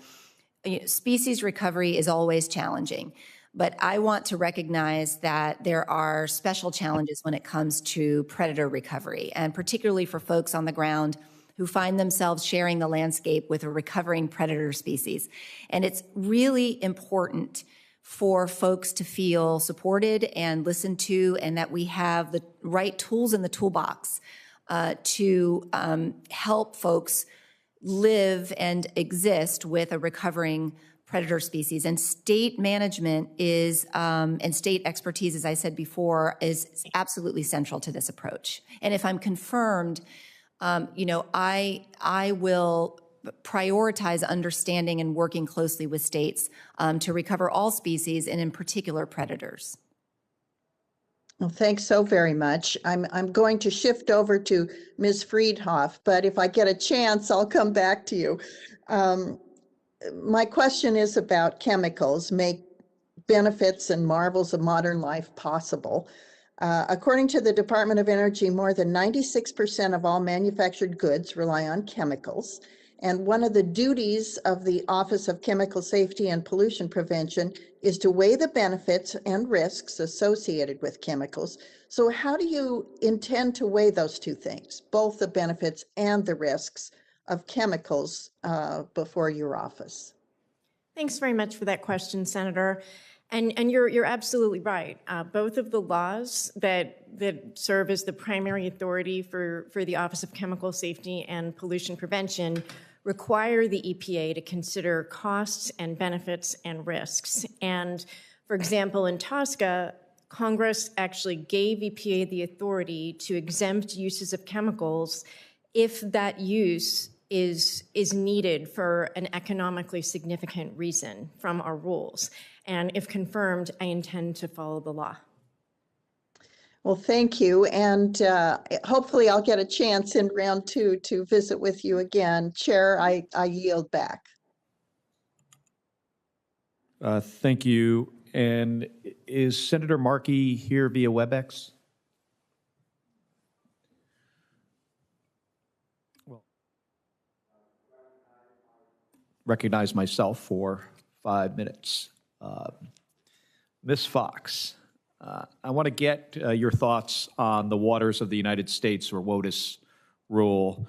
As you know, in June of 2015, the Obama administration finalized a new rule which expanded the scope of waters protected by the Clean Water Act. While I support efforts to reduce surface water contamination, the way that the 2015 WOTUS rule was written did not work for Arizona and wound up defining irrigation ditches, dry riverbeds, and washes as waters of the United States when there's no water. While these rules were repealed last year, I understand the EPA is considering reevaluating the WOTUS rules in the coming months. So as Assistant Administrator for Water, how will you ensure the EPA takes into account the unique geographies of desert southwestern states like Arizona? Thank you for the question, Senator Kelly. And I think the example that you just provided from Arizona is why, if confirmed, I will do the work of the Office of Water based on the wisdom, the experience, the practical implementation of what these rules look like in communities around the country. To your question of how is it that we will consider the very diverse ecosystems, topographies, geography, when it relates to water. So one of the things that Administrator Regan has really directed us to do is to have robust stakeholder engagement around understanding both how 2015 was implemented, how the 2020 rule is currently being implemented. And so one of the things that we plan to do is initiate listening sessions this summer. And then in the fall, what we have been talking about with Army Corps, who jointly developed the WOTUS rule, as you know, with EPA, that we'll be doing regional roundtables. And it really, Senator Kelly, the reason we want to do these regional roundtables is we recognize that, when we create a national definition like waters of the U.S., it looks different. I'm still living in California, so share the arid state concerns that you have in Arizona, and so it looks different there than it does in the Great Lakes or in the Southeast. And so we will be having these regional conversations to really better understand the very concern that you have raised. Well, thank you, Ms. Fox. I look forward to helping us come up with a good list of stakeholders in the state of Arizona for this summer and fall. Dr. Friedoff, I want to discuss for my remaining time here EPA regulatory actions with regard to semiconductor production in the United States. As you know, in January, EPA issued 5 final rules under TSCA for certain chemicals that are persistent, bioaccumulative, and toxic. One rule was for phenol isopropylated phosphate 3,1, which is a chemical widely used in semiconductor manufacturing. And after hearing belated concerns from industry, I appreciate that the EPA has reopened the comment period and provided a no-action assurance, and hope that semiconductor producers fully take advantage of this additional time to help shape the final rule. And as the Senate prepares to consider efforts to promote additional semiconductor manufacturing in the U.S., has EPA engaged with the Department of Commerce to discuss ways to provide regulatory stability under TSCA for the semiconductor industry? Thanks very much for that question, Senator, and I appreciated talking to you about that issue when we met privately. As you pointed out, those 5 rules were finalized by the last administration, and honestly, the last administration, from a process perspective, did nothing wrong when it finalized those rules, because they asked for public comment, they reached out to stakeholders, and they really tried very hard to get the input of the regulated companies that would be subject to it.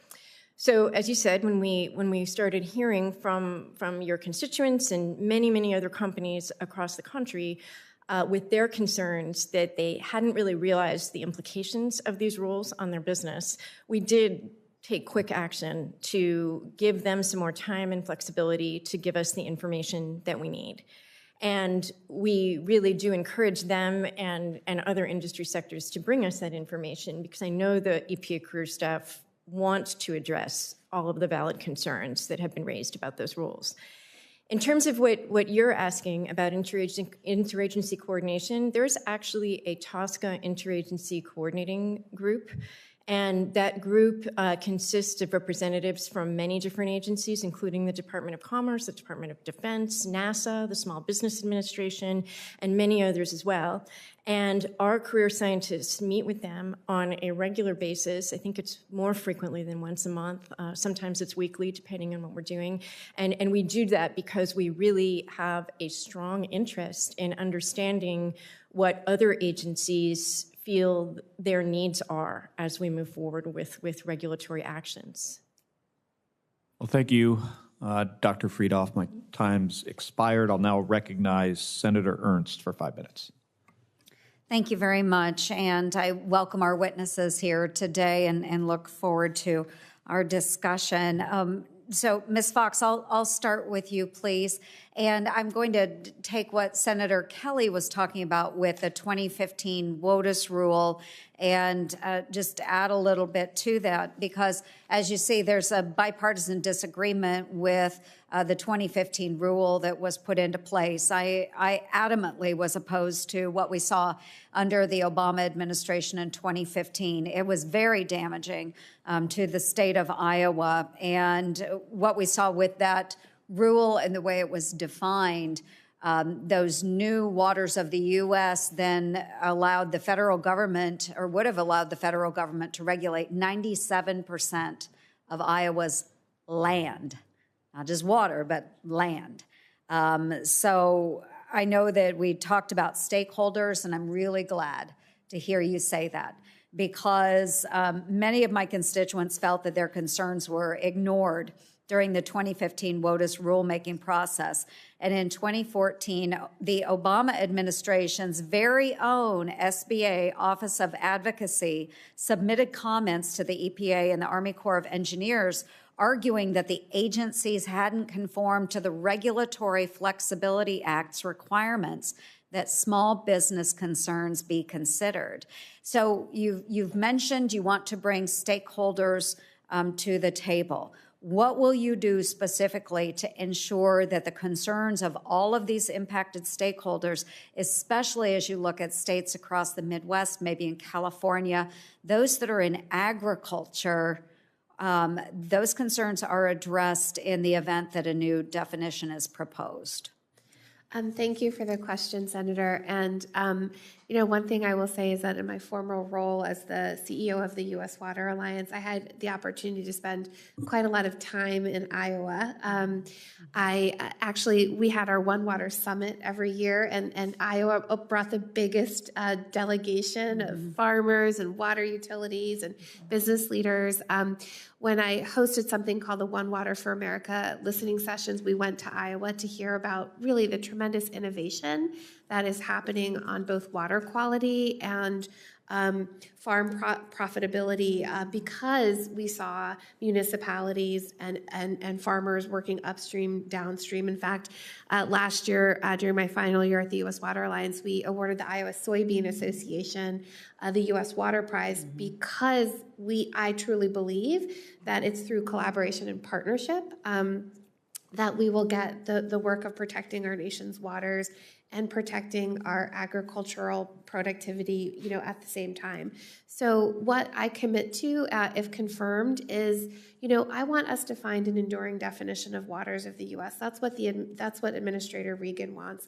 We don't want to see this ping pong anymore of, for our career staff at EPA, they've written 3 rules in 6 years. That seems crazy to me. Mm-hmm. And so what we are very committed to, Administrator Regan and I, is to understand the implementation challenges of both rules in communities around the country, and to work with folks like you, your constituents, to get to something that's enduring. We would love to have a definition that does not shift as administration shift, and I would love to have the opportunity to work very closely with you to make that happen, if confirmed.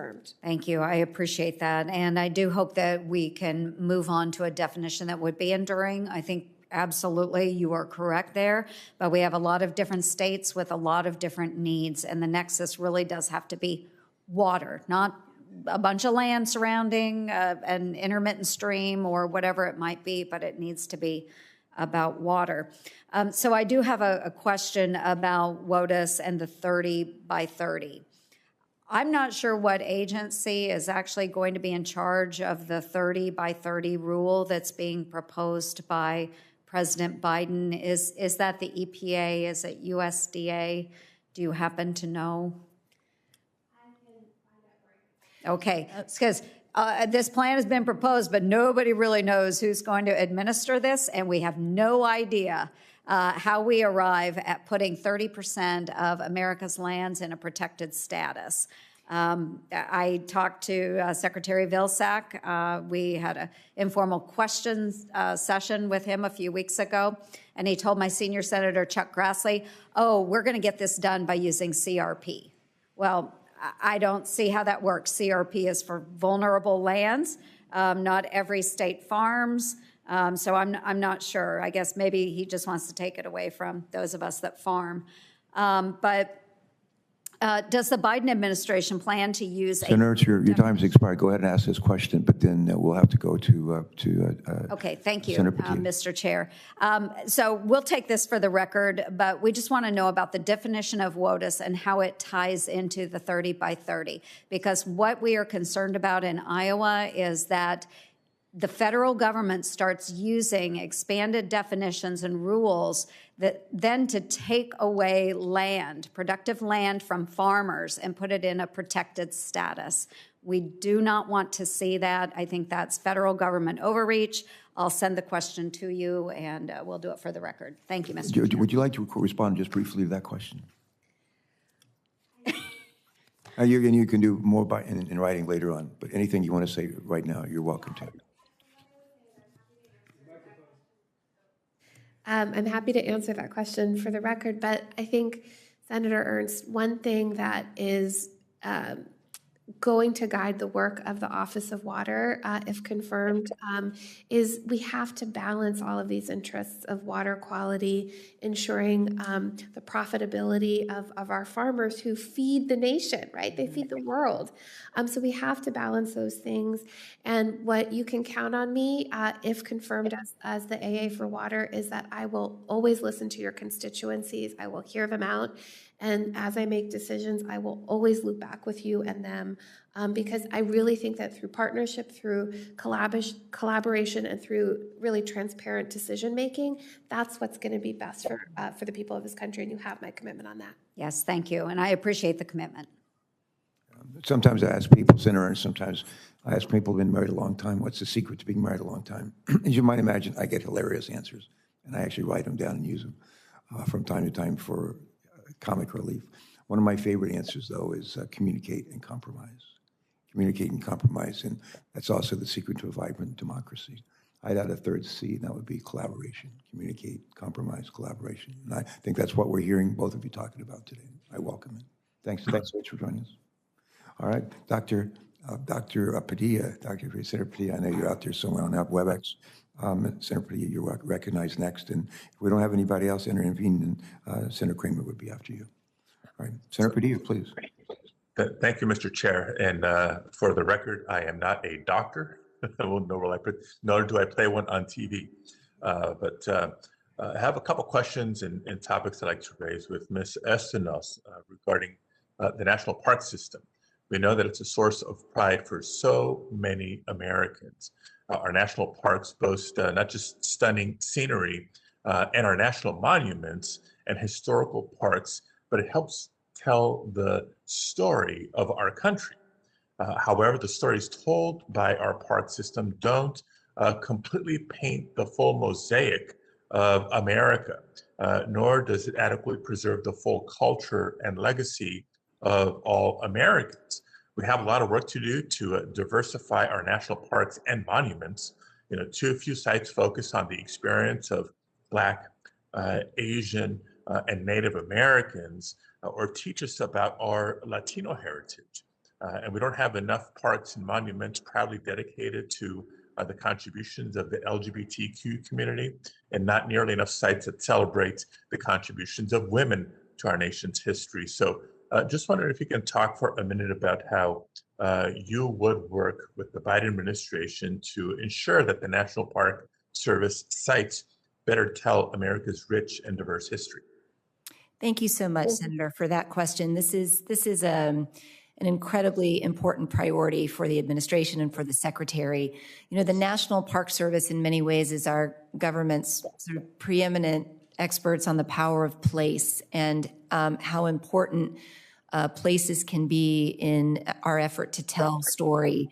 And you're right. I agree 100%, as does the secretary, that the range of stories that we tell isn't broad enough. It doesn't tell the full, rich story of America, and it is an absolutely high priority for us to fix that problem and to think of our national park sites, which some of them are parks, but they're also historic and scenic trails. We have historic sites. We have national seashores, and there are a rich diversity of stories to be told at most of those sites. And so if I am confirmed, this will be a top priority for me. It's a top priority for the secretary.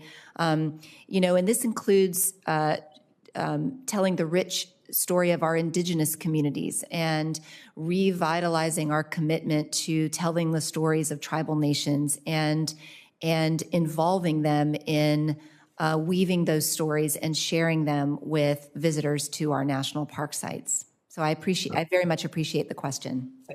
Thank you. Well, I look forward to working with you in the administration on that in the years ahead. Next question, it's on a topic that was raised earlier about access to outdoor spaces, but I want to dig a little bit deeper. As you know, too many children, especially in communities of color, grow up without real access to outdoor spaces. Nationwide, 3/4 of people of color live in nature-deprived communities. Los Angeles County, not just my home state, but my home county, is one of the most densely populated regions in the country, yet it has one of the lowest rates of park access.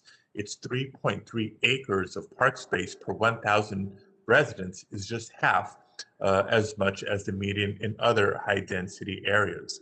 And the COVID pandemic has shown us how important access to the outdoors is, and that our local parks can bring just as many mental and physical and educational benefits to the residents as a national park. So I want to thank you for your work in helping to rescind President Trump's Secretarial Order 3388 and reinstating funding for the Outdoor Recreation Legacy Partnership Program, which helps fund parks in park-poor urban communities. And I would encourage the administration to go big and include a robust funding request for this program in the next fiscal year budget. So again, I know it was brought up earlier in the hearing, but if you want to speak for a few more minutes on how you would approach the work to ensure more urban communities in particular can access quality green spaces. Thank you, Senator. Again, this is a part of the similar issue, but the equal access to nature and providing, I mean, just the year that we've been through as a nation is perfect evidence of how important it is for folks to have access to outdoor spaces. And so many Americans this year have taken refuge in the parks in their neighborhoods and in their communities. And for folks who don't have access to those areas, it's been that much harder to cope with the year that we've lived through. So as I mentioned earlier, we just 2 days ago announced a $150 million investment in the ORLP program. This is the largest investment. It's a competitive grant program. One of the things that is a high priority for us is to ensure that communities have the opportunity to actually compete for those dollars. And so, we're working hard internally to ensure that we're promoting the program, that we are offering our technical assistance to folks who want to try to participate in that program. And now that the Congress has invested in full funding of LWCF, that is a absolute game changer for communities who need and deserve greater access to the outdoors in their lives and in their communities. Well, thank you for that. Again, look forward to working with you on this in the years ahead. Thank you, Mr. Chair. Yeah, Senator Padilla, thanks so much for joining us today and for those questions. And Senator Kramer is back for a second round. I think Senator Markey's trying to join us, and the vote starts on in the Senate with 2 votes, and one is going to start the first one in about 3 or 4 minutes, but we have some time. Senator Kramer, thanks for it. Thank you, Mr. Chairman, and thanks again to all of you. Ms. Fox, I'm as I mentioned during the first round, I wanted to get to WOTUS, and you've answered a lot of WOTUS questions since I've been here, and you've done very well with them. And so I'm just going to add my illustration and ask some pretty simple questions, I think. But you know, last Congress in this committee, we did hold a hearing on the Trump WOTUS rule. One of the witnesses was the North Dakota Commissioner of Agriculture, Doug Goring. And Doug testified, quote, "The most fundamental management practice in agriculture is effective water management, either to retain, conserve, or convey. An overly rigid one-size-fits-all federal intervention and regulatory oversight is not reasonable, not workable, and not appropriate," unquote. Now, Administrator Regan, whose nomination I supported in this committee and on the floor, has said the EPA is going to rewrite the regulation again, but not as the Obama administration did in 2015. And you've echoed that sentiment a couple of times. I like consistency within the administration, Mr. Chairman. North Dakota successfully litigated against the 2015 regulation, which would have laid claim to over 80% of our landmass with its 4,000-foot buffer. In 2006, if we're looking for a definition, I think Justice Scalia got it exactly right in his majority opinion when he set the standard for continuous surface water connection to relatively permanent bodies of water. Now, there's a little vagueness in a few of those words, but nonetheless, I think it's a pretty good starting point. And so with that in mind, I want to refer to this map of North Dakota, and just to help people understand, we literally are, people always, say they're something. We literally are the center of the North American continent. There's a monument in Rugby, North Dakota that says this is the center of the North American continent. We are prairies. We are badlands. Theodore Roosevelt National Park, the only national park named after a person. Place matters, right? This is where his ranches are, right out here in the Badlands. Badlands, limestone, sandstone, cactus, badlands. This map illustrates what would fall under waters of the U.S. definition, navigable waters. Now, I have a pontoon. I live on a bay of the Missouri River. If I can't drive my pontoon on it, I know it's not navigable, right? But this is a whole bunch of stuff that you couldn't drive a pontoon on. So anyway, obviously, WOTUS is at the heart of agriculture, as you've been hearing from others. It's very near and dear to North Dakotans. We want to get it right. And so I'm just going to ask you some really basic questions. First of all, and I think you've testified to this, but they didn't get it right in 2015. Do you think, did they get it right in 2015? Senator Kramer, it sounds like, first of all, that Shannon and I need to do a joint trip together so that we can understand the two very visual challenges. So maybe we could do that. That would be fun. Yeah. Okay. The administrators promised to do it too, but you can either come with him or another time. Senator Kramer, again, we all want an enduring rule. I think we want an enduring definition that is national, but really can address the particular local circumstances of water. And as we know, water is also changing rapidly, right? With, the Great Lakes are warming, parts of California, Arizona are drying very rapidly, right? And so how do we create a rule that can withstand the test of time and respect the local needs, right? And that is really what Administrator Regan wants. That's what he's directed me to do. That's what I want to do. I want to get it right, and I want to get it right with all of you. And so I hope you will help us with that. Yeah, you raise a really good point. Both you and the administrator, I think, bring a really valuable experience. He is a state regulator. You as somebody who's been in a regulated industry, although not agriculture, but again, WOTUS clearly important. And that's what gives me hope, as well as your willingness to talk, to collaborate, to communicate. There are lots of C's that work. Carper, Capito, Cardin, Kramer. I mean, there's lots of C words that work. And Kramer. And then Kramer, right? So I think I look forward to that. I really do. I'm an eternally optimistic person, Mr. Chairman. And so anyway, you're invited. You're welcome. You can leave the administrator at home or bring him with if you want, but he's coming too at some point. And I do think you raised an important point. In fact, and this would have been relevant to the previous discussion too. The changing of water, that's been going on for centuries, and that's part of why North Dakota farmers didn't drain. They moved with the water. They farmed when it was dry. If it was wet over here, then the next year and it was dry over there, they farmed over here because they valued having that water around them. They were just naturally conservationists, but they reject the notion that the federal government's going to tell them how to do it if not a partner. With that, thank you both. Thank you, Mr. Chairman.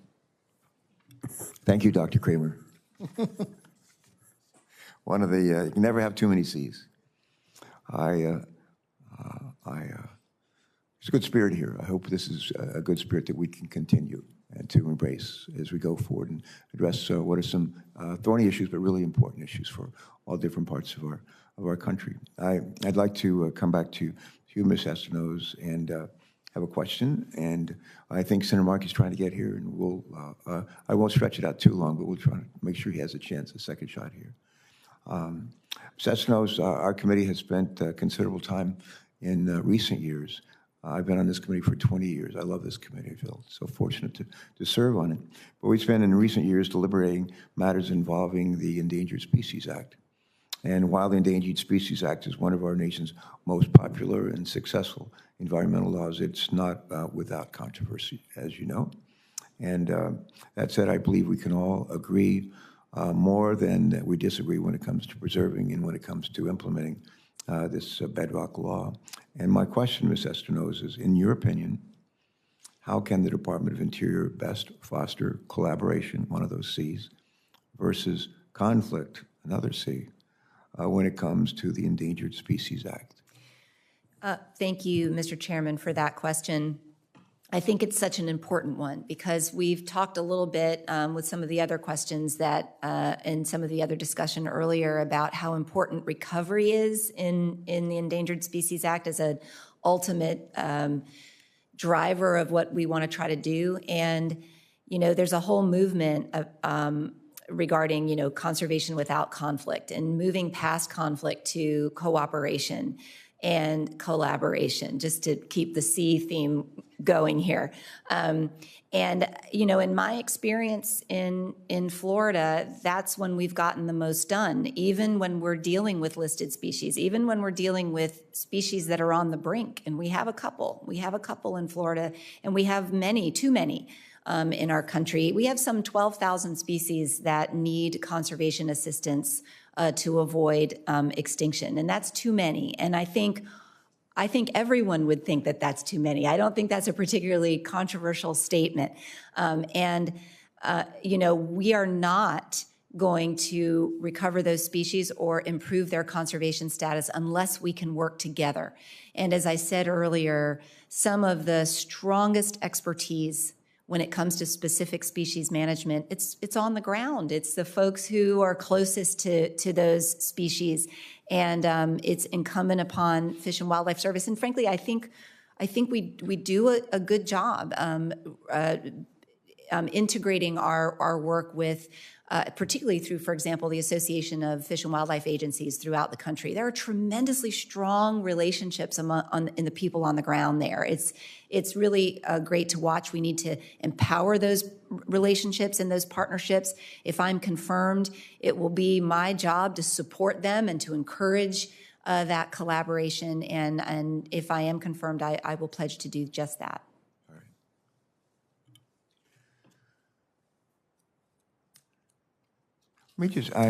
Sometimes I do that as we wait for Senator Markey. I just want each of you to take a minute and talk to us about your top priorities, just one or two top priorities.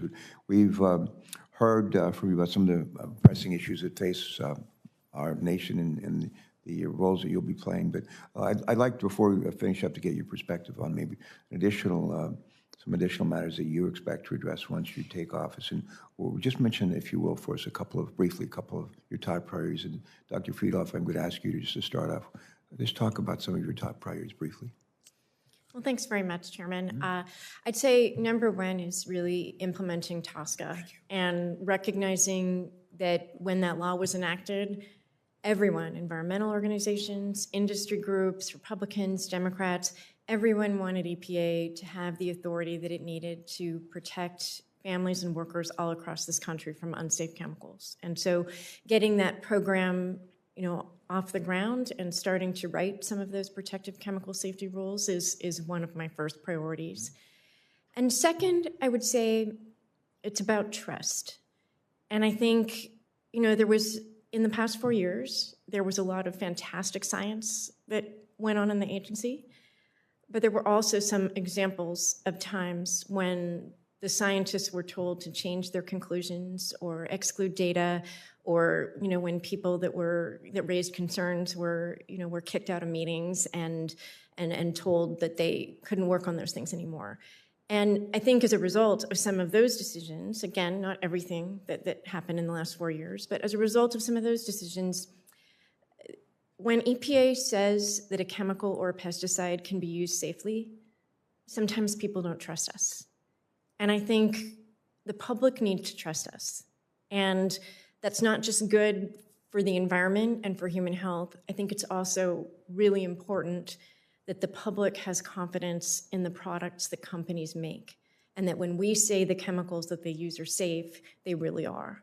And so I think working to restore trust in what the agency says about the safety of chemicals and pesticides is one of my other top priorities that I hope to work on if confirmed. I'd say thank you for that very much. I'd say your daughters are sitting behind you on over your left shoulder. The former chairman of this committee was a fellow from Wyoming, John Barrasso. And he's still in the Senate, but not on this committee anymore. But he and I love music, and we used to like to interplay musical lyrics, when appropriate, with the comments that we'd make from the dais. And one of the songs we liked to quote was by a one-hit wonder named Thomas Dolby. She blinded me with science. And some of you may remember that song, great song. And we don't need to be blinded by science, but we need to be guided by science. And I think we have in the witnesses here before us today adherence to that principle. And I would like to think we have on this committee and in the new administration a real strong desire to be guided by science. So thank you for that. Top priority, Radhika Fox, please. Ms. Fox. Thank you, Senator. So I had a chance to talk a little bit earlier about some of the priorities around implementing our infrastructure programs well, PFAS, affordability. I wanted to add a couple. One is, and to really build on Mihal's point, and this is something that we talk about quite often, is really the tremendous career staff that exist across all of the offices at EPA. And, I think one of my internal priorities is really around supporting them, building their morale. We have a big agenda when it comes to water. They have decades and decades of experience, and so that will be a big internal priority. Another internal priority that I have, if confirmed, it goes back to what Senator Whitehouse said earlier around science. One of the first things that I did was meet with our scientific integrity official. I got briefed on concerns that had been raised around scientific integrity over the previous administration. And I issued a memo to the entire Office of Water to say, if there's ever concerns around scientific integrity, there will always be an open door policy. So I think, in addition to pursuing the big water agenda that President Biden and Vice President Harris has laid out for us, to also do the internal work so that we have a strong, productive workforce that is valued and respected for all of their contributions. So that would be another big priority of mine.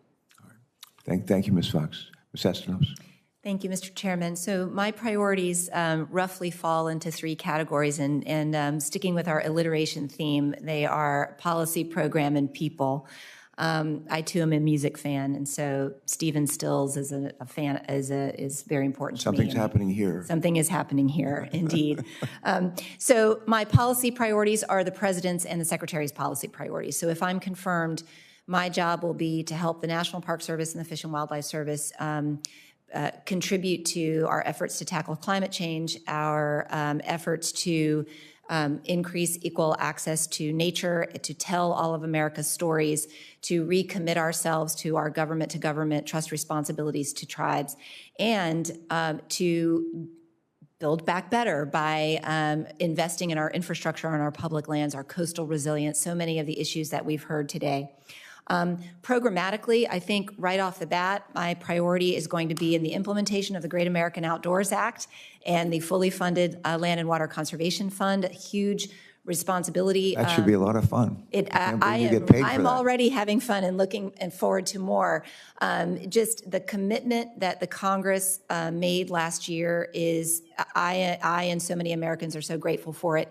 And it's really now our job to make sure that we squeeze every ounce of value out of every single dollar and we get it on the landscape working for the American people. And then speaking of people, my other priority is supporting our career workforce. You know, our people have had a rough year, just like every other American has had a rough year.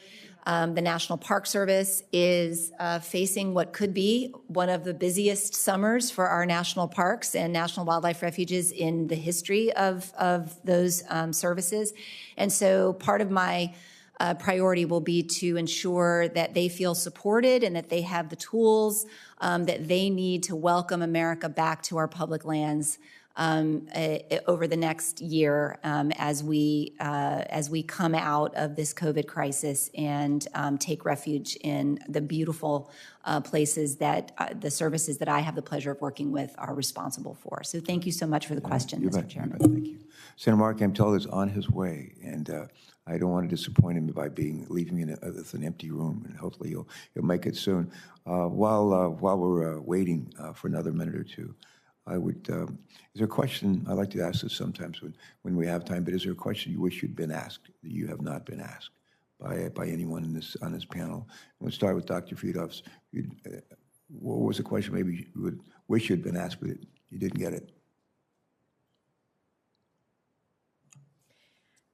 I'm sorry, Senator, you wanted to know what question? Yeah, what was the question you would like to have been asked that no one has asked you?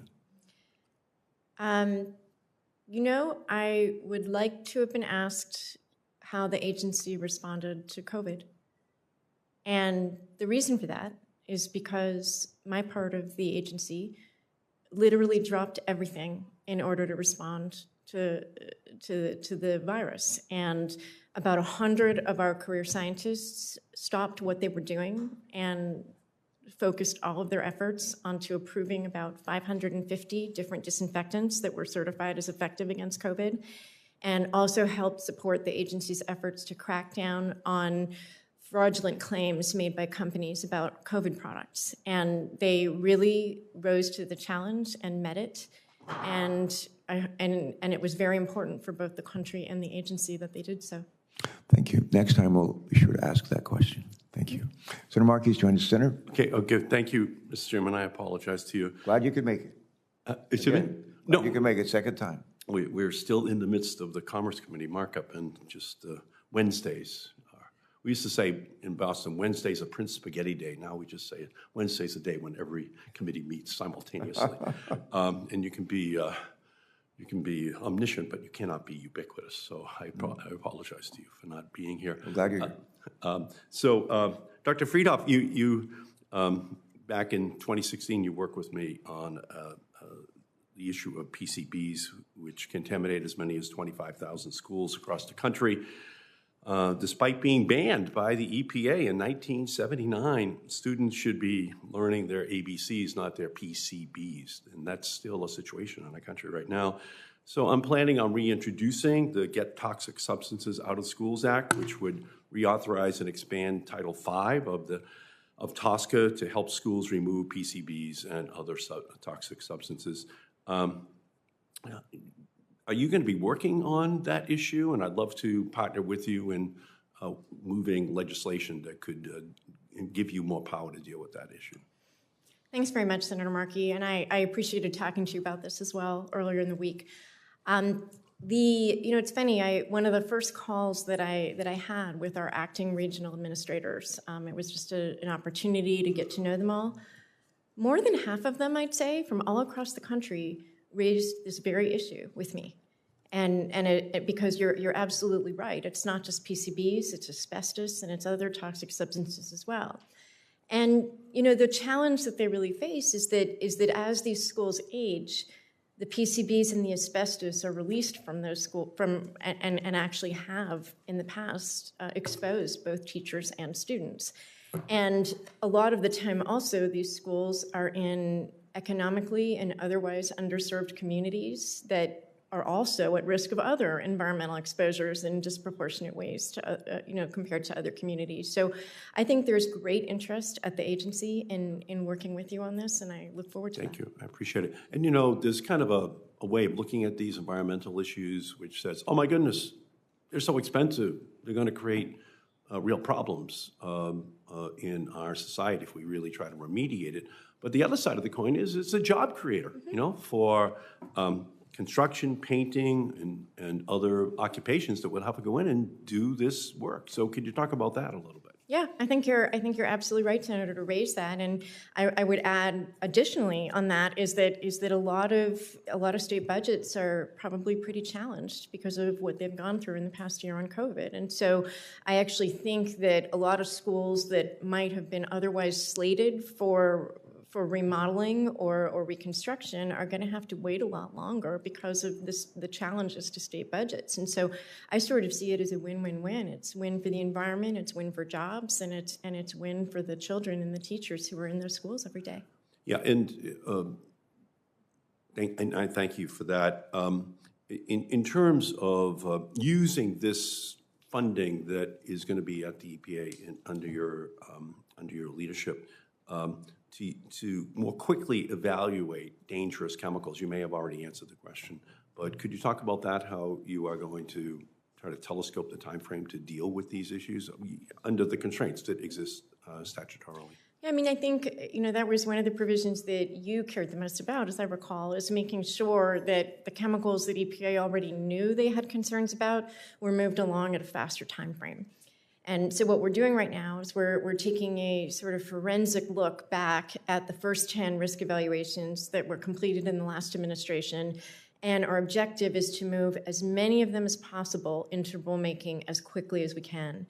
And there may be times when we have to supplement some of them in order to make sure that the rules that flow from them are as protective and legally defensible as they need to be. But really, our focus is on giving Americans the chemical safety protections that everyone expected EPA to provide. Yeah, so as you're looking back at the previous administration, there are flaws in the methodology which was used by the preceding administration.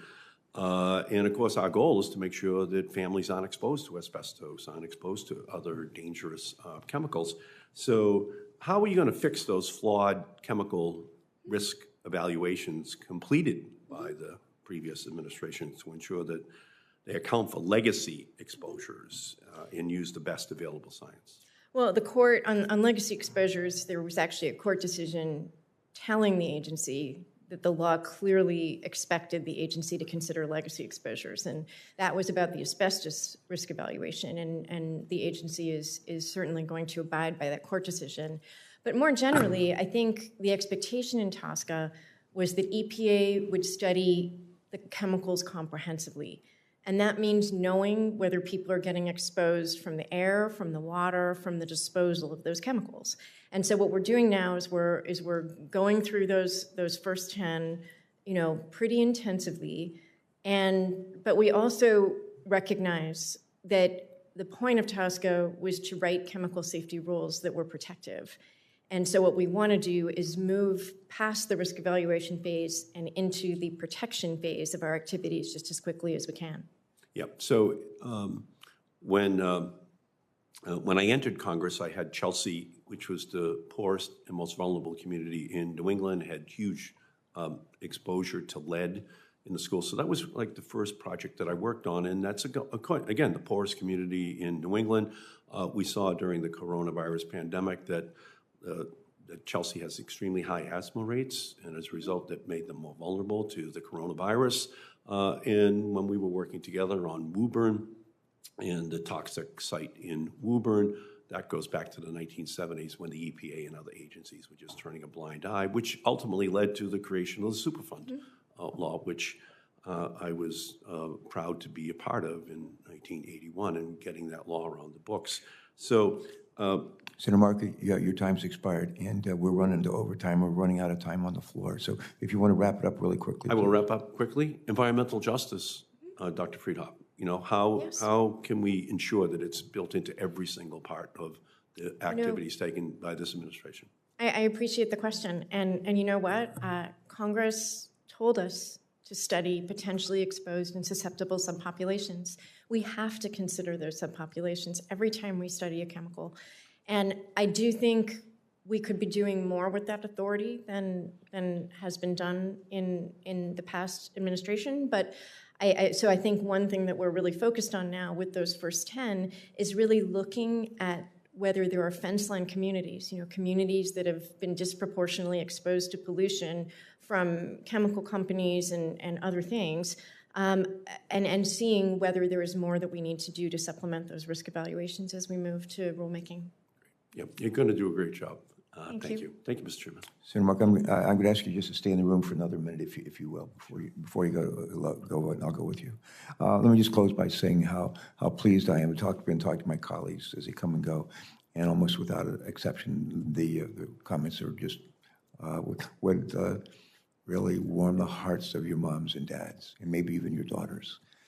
Very good job. And we've been fortunate to hear from 3 outstanding nominees for critical roles at the Environmental Protection Agency and the Department of the Interior, and to a person. You are experienced, you're diligent, and you're committed public servants. And just want to close by thanking you all once again for your willingness to share your wisdom, your expertise and inclusive instincts with our nation, and to again say to your 3 days after Mother's Day, our thanks to the moms that brought you into the room, and maybe your dads and husbands who might be sharing you with, and your children, sharing you with all of us. I'd like to ask unanimous consent to submit for the record a variety of materials that include letters from stakeholders and other materials that relate to today's nomination hearing without objection.